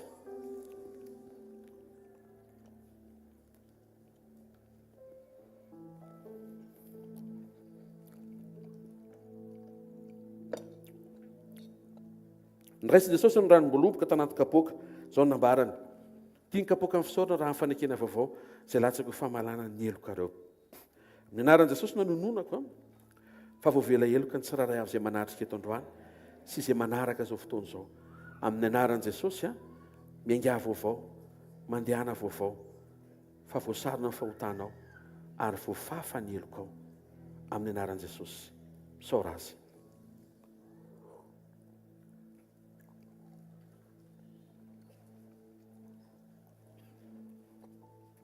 Ataovy eo amin'ny lohanao ny tanao kavana dia toy isika mivavaka. Raha tsara indrindra amin'ny anaran'i Jesosy teninao dia manambara fa izay mino. Zao famantarana zao araka izay mino ametra tanana marary izy dia sitrany ireny. Ninninona mety ilana fanasitrana ankoatra izay vavaka vita teo. Reo ny zanakao fa mametra tany eo amin'ny lohany izy tsiraray avy. Tanana misy finoana, inoana efa misy fiatraikany. Ho fanohizan'ny mofo sy ranom-boloboka izay nofo sarahanao efa mikoriana tao anatinay. Avereno, manomboka androany. Miara mandeha amin'Andriamanitra tsara, tsy diso ny fiarahana amin'Andriamanitra, manao izay ankasitrahan'Andriamanitra, miova ny atao anatiko, resy ilay olona taloha, resy ny toetra tsy mendrika, amin'ny anaran'i Jesosy.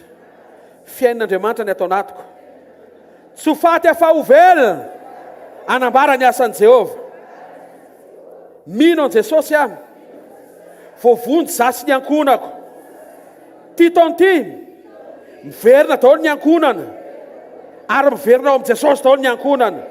Amin'ny anaran'i Jesosy. Amen. Tiafamafo an'Andriamanitra.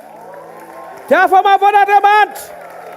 Mahazo toerana vetivety anao fanatritsika dia manao fanambarana ny pasteur tompona andraikitra voatendry dia iverintsika anao fiderana amaranantsika ny fotoana. Alleluia.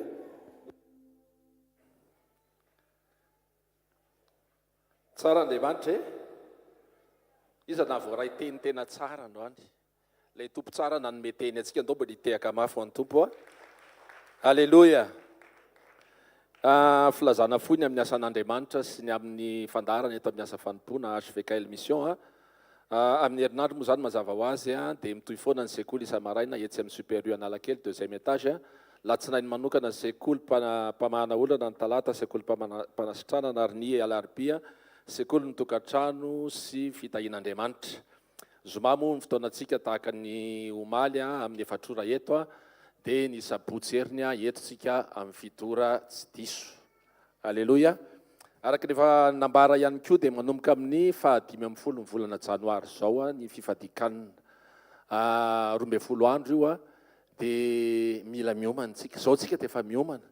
Fa tsy hoe rehefa rapitsony le fifadikanina zao zay vao tena dia fiomananao amin'izay mihinan-kanina be. Au lieu de hoe aty aloha anao dia efa miomana.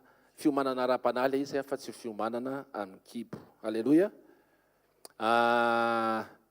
Mandra-pavita mifanatitra ma afaka mijoro vavimbelona kely pasteur. Tsy maintsy sa atao amin'ny heriny. Alleluia. Raha rotikany moa zany rehefa le nisy nijoro vavimbelona teo dia tadidiko be le hoe famangim-panotronana 2023. Efa nijoroko teto indray mandeha hoe nisy fotoana te hiala amin'ny asako satria tsy mety amiko le mpampiasa. Dia avy eo moa ny tompony tonga dia niditra tsehatra dia le mpampiasa mihitsy novainy fa zany avelany eo amin'ilay toerana ihany. Tsy hoe sefo tsy hoe le sefoko novainy fa le mpampiasa mihitsy novainy. Dia raina moa ny tompony amin'izay dia le mpampiasa vaovao indray zany efa faly hoe mpampiasa vaovao dia lasa arak'ilay fiteny teo hoe zioga ho an'ny mpiara-miasa be da be le mpampiasa. Satria mavesatra be daholo ny atoko le mpiara-miasa amiko be da be dia hoe inona ary tompony tokony ho atao. Dia tao anatin'izay zavatra nitranga zay a dia nivavaka tamin'ny tompo foana hoe ako tanteraka ny atomsika tomity toeram-piasany ity. Za moa tsy dia afaka mamonjy sekoly matetika. Dia nisy fotoana na variana fa le mpampiasa vaovao indray no niteny hoe aleo rangahy asina fitaovam-pivavahana atao ampiasana fa ohatrany tsy mety mihitsy tena gaga be a hoe aleo atao isan-kerinandro isaky ny zoma moa zay manao an'izay fivoriana hoe toolbox zay a dia aleo atao isaky ny io fotoana io a alohan'le fotoana le fitaovam-pivavahana dia efa saotra ny tompo ay zany tena famangim-panotronana zany a tsy takatry ny saina. Dia nefa izy rehefa miditra ao amin'le fivoriana alohan'le vavaka dia azontsika tsaina ny molotra ny manify kely be. Azonao ranga mba tiako tenenina ny oro ny manify kely azonao tiako tenenina ny maso ny manify kely daholo vao miditra eo izy zany dia efa vonona hiatrika ohatrany hoe zay zany izy tsy olona ao anaty fifaliana mihitsy zany aloha tonga dia zay nitsorona. Dia vao miditra eo izy dia za moa zany no mizara mivavaka dia mizara afatra kely dia rehefa vita le afatra kely dia mivavaka indray. Dia rehefa izy olona tsy mitsiky zany mihitsy a olona tena raha azo atao dia tsy mifanena aminy tena zay nazara ny tena azoko atao dia tsy mifanena aminy. Dia nisy fotoana anankiray amin'izay mizara teo zany lasa mizara zany isan-kerinandro satria zany nangataka amin'ny tompo hoe tompo tsy mamonjy sekoly mihitsy ay na sy ny sekoly anankiray tany ampiasana. Dia nizara vita le fizarana dia niresaka tamiko le mpiara-miasa amiko tena ideveny teo tena meme be mihitsy ay le zavatra zaraiko nampime azy be mihitsy tsy haiko tsy tadidiko inona le nizaraiko aloha fa dia nivanitika be hony izy. Dia misaotra ny tompo a le tsy mitsiky mihitsy a lasa mivanitika voninahitry ny tompo a ho azy rery mivoninahitra fa ay nisy famangim-panotronana tany amin'ilay toerana nisy na dia tsy hoe tsy tratra foana raha indray sekoly fa nisy sekoly ho an'le olona zay zany no manina manokana ho azy so an'ny tsirairay avy. Dao tsika hitsangana ary dao tsika hisaotra ny tompony afahantsika manatanteraka an'izao fanaty zao. Ray amin'ny anaran'i Jesosy injiro ty anoloana tantananao misaotra tompo makasitraka anao ny amin'ny zavatra rehetra sady nampianarinao zay nomenao teny zay a mbona nanasainao mampiatra ihany koa zay hoe raha tonga fanatrehanao dia tsy maintsy tsara ny manolotra fanatitra. Misaotra tompo satria manantanteraka an'izany zay ny tsirairay avy aza tao lasa foany zao fotoana zao tompo fa mba misy anjara ny tsirairay avy ao anatin'izao akta zao a dia mino zay tompo fa mahita ny any-am-pony tsirairay avy ianao mahita ny tokantrano tsirairay avy ianao amin'izao voalohan'ny taona zao zay nanomezany ianao ny fanatitra fa volo-karena sakrifisy. Ray soanitra kasitrany zany ray eo amin'ny anaran'i Jesosy a amen. Nandao tsika tehaka mafy a voninahitry ny tompo alleloia.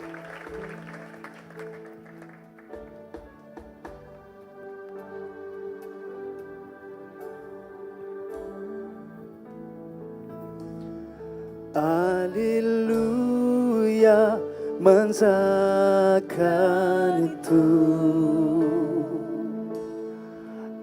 Alleluia manjakany to oh Alleluia manjakany to amin'ny andro piaina. Asandratony tanantsika lazao hoe alleluia ho anao tompo. Alleluia Alleluia manjakany to voninahitra ho anao rery any Jesosy a ianao manjaky any tompo manjakany to Alleluia manjakany to amin'ny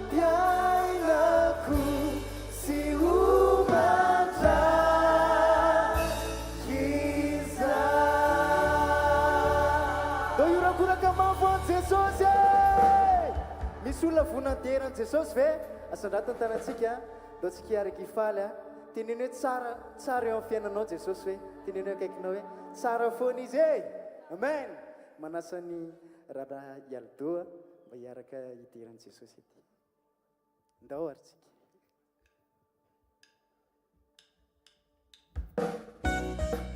asandratambony tanantsika eo any tompo e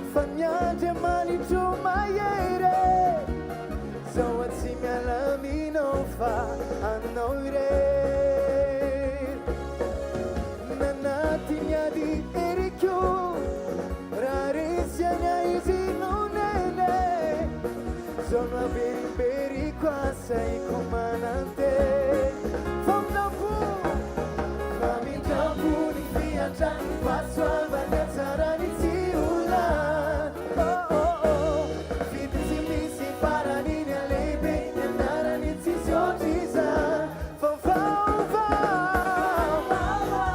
Yisa namre Fau fau Gayinu ninu na futo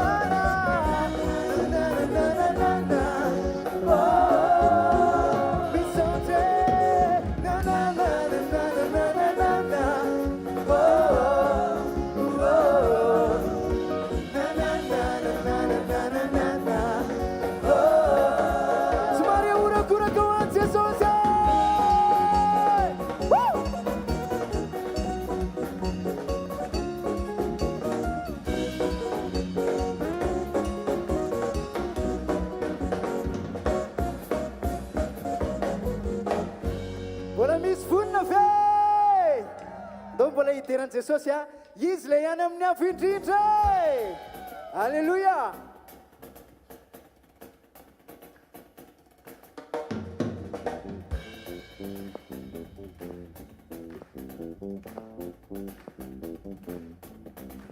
aza fianakina ny fideranan jesosy a azy orakoraka mafo an jesosy a hoanila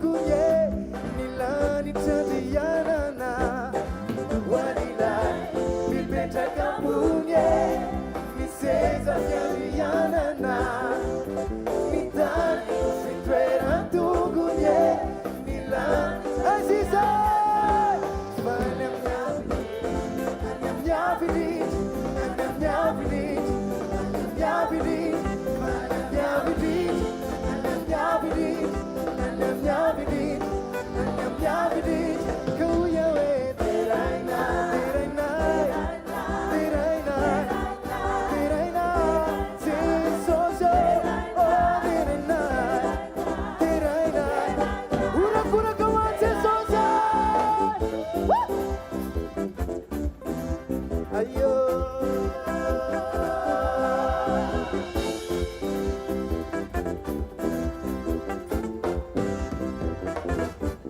wailai mipetraka ambony zao rehetra izao manatratravo sy rano tsirony fatoerony fa aminy fitoerana wailai mipetraka ambony zao rehetra izao manatratravo sy rano tsirony fatoerony fa any amina fidritray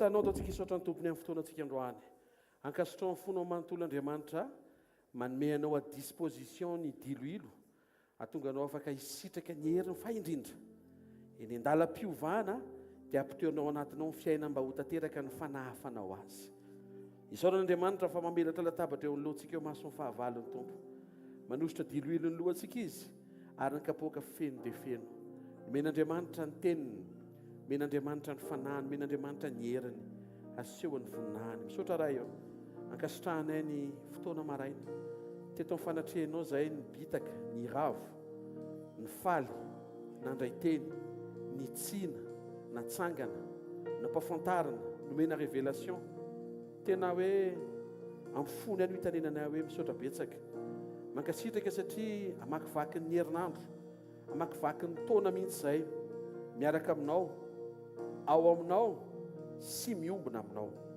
saotra ray aminaran'i Jesosy ny amin'ny olona izay manatrika eto tsarovy izay rehetra milanao sy mangeta hitanao ireo karazana vesatra be deaibe Jesosy ireo karazana fahasahiranana sy fahasarotana mino izay fa efa manafaka ianao efa manasitrana ianao efa manokatra lalana ianao efa mamahaolana ianao efa tonga amin'ny famatsiana efa maneho fahavokarana efa tonga ianao miaraka amin'ny fandaminana saotra fa efa tonga ianao manangana tonga ianao manamboatra izay rava tonga ianao manasitrana an'izay maratra tonga ianao maneho fahagagana eo amin'izay verina fa tsakatsakana mirakla manoloana ny obstacle saotra ray amin'ny anaran'i Jesosy ny amin'ny vokatra ny amin'ny fahafahana amin'ny fankahita ny sitraka ny fahafenoana teto amin'ny fanatrehanao androany mankasitraka raha eo amin'ny anara maheran'i Jesosy Kristy verina masina sy manan-kera avy a Nazareta amen tehaka mafy be ho an'i Jesosy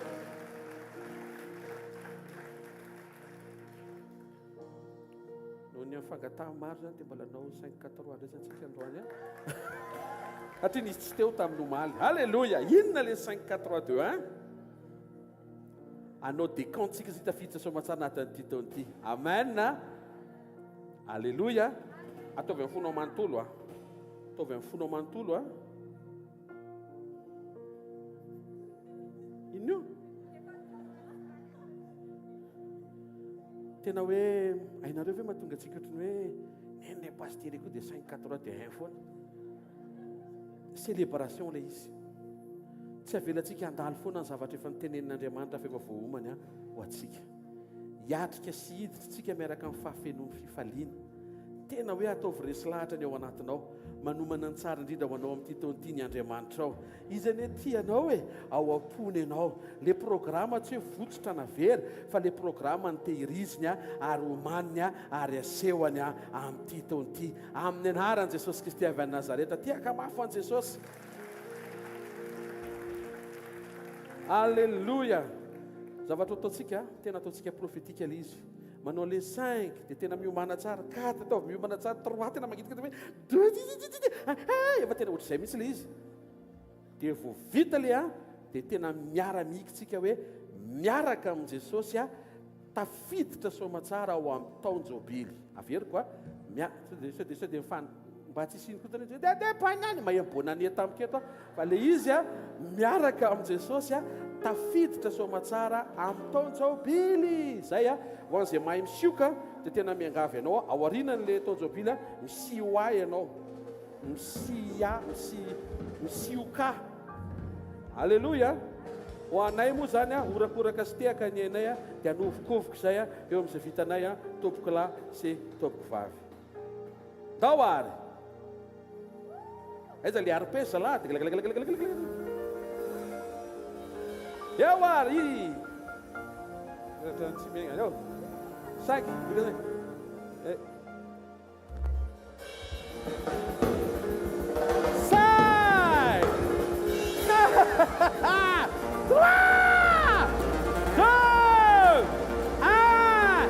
miaraka amin'ny Jesosy tafiditra somatsara amin'ny taona jobily. Alleluia. Ola rikibera salarara baono osire kakiberesi ele kekemeona sara sire kibero baba. Amen. Ara Jesús Cristo de Nazaret. Halleluja.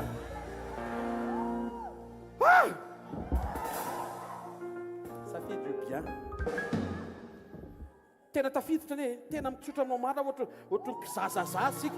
Ka didinao lesona momba toejaza, toejaza ohatry tonga dia manamaivana sy manatsotsotsa ny zavatra heverina fa sarotra. Raha ny fijerin'ny ekonomista, tia ny taona krizy indrindra. Raha fijerin'ny mpandinika, tia ny ratsy indrindra. Raha ny fijerin'ny zareo izay mijery dia tsisy atenay ity taona ity, fa raha ny fijerin'Andriamanitra tia ny tsara indrindra. Alleluia! Alleluia! Satria ny teny Andriamanitra, ijoro Andriamanitra, anefa Andriamanitra, ho présent Andriamanitra, matoky Andriamanitra. Man! Tsy haiko aloha fa za ohatra mahita fa any an-danitra any ohatrotro izany ny zavatra mitranga any. Fa izy fotoana anatin'le misy an'iny any fa vao vity lasa indray lorakoraka indray. Alleluia. Tao any an-danitra amen. Tsy mahazo mijanona eto ianao, tsy eto ny mahasoanao, any an-danitra mahasoanao. Ray sy tsodrano izay tononona amin'ny anaran'i Jesosy. Ny faly ianao teto amin'ny fanatrehan'Andriamanitra, ny fanatrehan'Andriamanitra hitahiry ny fifalianao. Ny ravoravo ianao teto amin'ny fanatrehan'Andriamanitra, ny fanatrehan'Andriamanitra hitahiry ny firavoravoanao.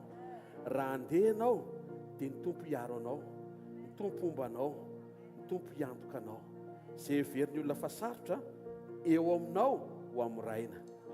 Nanambara ianao tampinoana fa tafiditra amin'ny taona jobily, manonona amin'ny anaran'i Jesosy restauration eo amin'ny fiainanao, retour en force eo amin'ny fiainanao, réparation eo amin'ny fiainanao, libération eo amin'ny fiainanao, délivrance eo amin'ny fiainanao, afatrosa eo amin'ny fiainanao amin'ny anaran'i Jesosy.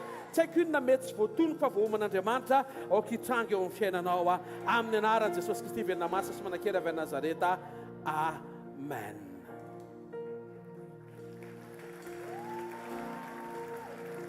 Dao tsika hivavaka tompo. ka io pasteranay any amin'ny tertase misy azy manao asa izy any Alemanina tonga tamin'ny alina vilona vaovao no sokafan'ny tompo androany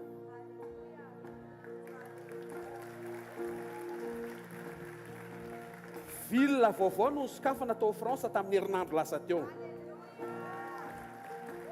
miasa Andriamanitra sotra ray minaran'i Jesosy ny amin'ny fahavokarany asa amin'izay andrahanao mpanomponao niraka mpanaovanao azy tahaka ny fisokafan'ny Toulouse tamin'ny semaine lasa teo miaraka amin'ny fanendrena sy fanosorana pasteur sy mpiara-miasa misaotra ihany koa ny any Alemanina amin'ny vilona vaovao Mainz androany sy ny fafana amin'ny fampahery miaraka amin'ny ekipa ny Stuttgart Rapitso averiny aminao ny voninahitra fa ianao ny tompony asa ianao ny mpaniraka ianao ny nampisy an'ity irakity ianao ny tompo marika ianao ny tompona andraikitra voalohany ary ianao ny miantoka zavatra angatahana ny ombo-po zay mbola hotahinao ny dian'izy ireo omba azy ireo zay ianao amin'ny zavatra izay ilaina ampahomby sy alavorarany dianao ary andre vavolombelona tsara zay avy amin'ny fanatrehanao eo amin'ny fiain'izy ireo amin'ny anaran'i Jesosy Kristy avy Nazareta amen tiaka mafisika ho an'i Jesosy azadino radio antsika 90.8 manana émission amin'ny télé antsika amin'ny Cool TV isa-maraina amin'ny 10 latsaka fefany manana émission antsika amin'ny Amitié TV isaky ny larobia hariva sy ny zoma hariva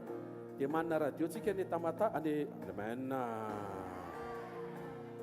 ny Tsirabe dia any Majanga dia misy ny direct ohatrany androany dia rehefa tapitra ny direct dia afaka mijery différé anao afaka averimberinao ny teny mba ahafahan'ilay teny miditra ao anatinao sady no fotoana antsika amin'ny sekoly taraka izay voalazan'ilay pasteur nanao fanentanana teo semaine ambony ny sekoly ny herin'ny androany mbola misy fotoana eto dia ho tahin'Andriamanitra ianao zareo fahasoavana ary fa ny fahasoavan'Andriamanitra no mato izao ary ny fahasoavan'Andriamanitra no mato izao anareo amen dia amen manasan'ny tanora rehetra fivorian'ny tanora anomboka rehefa avy eo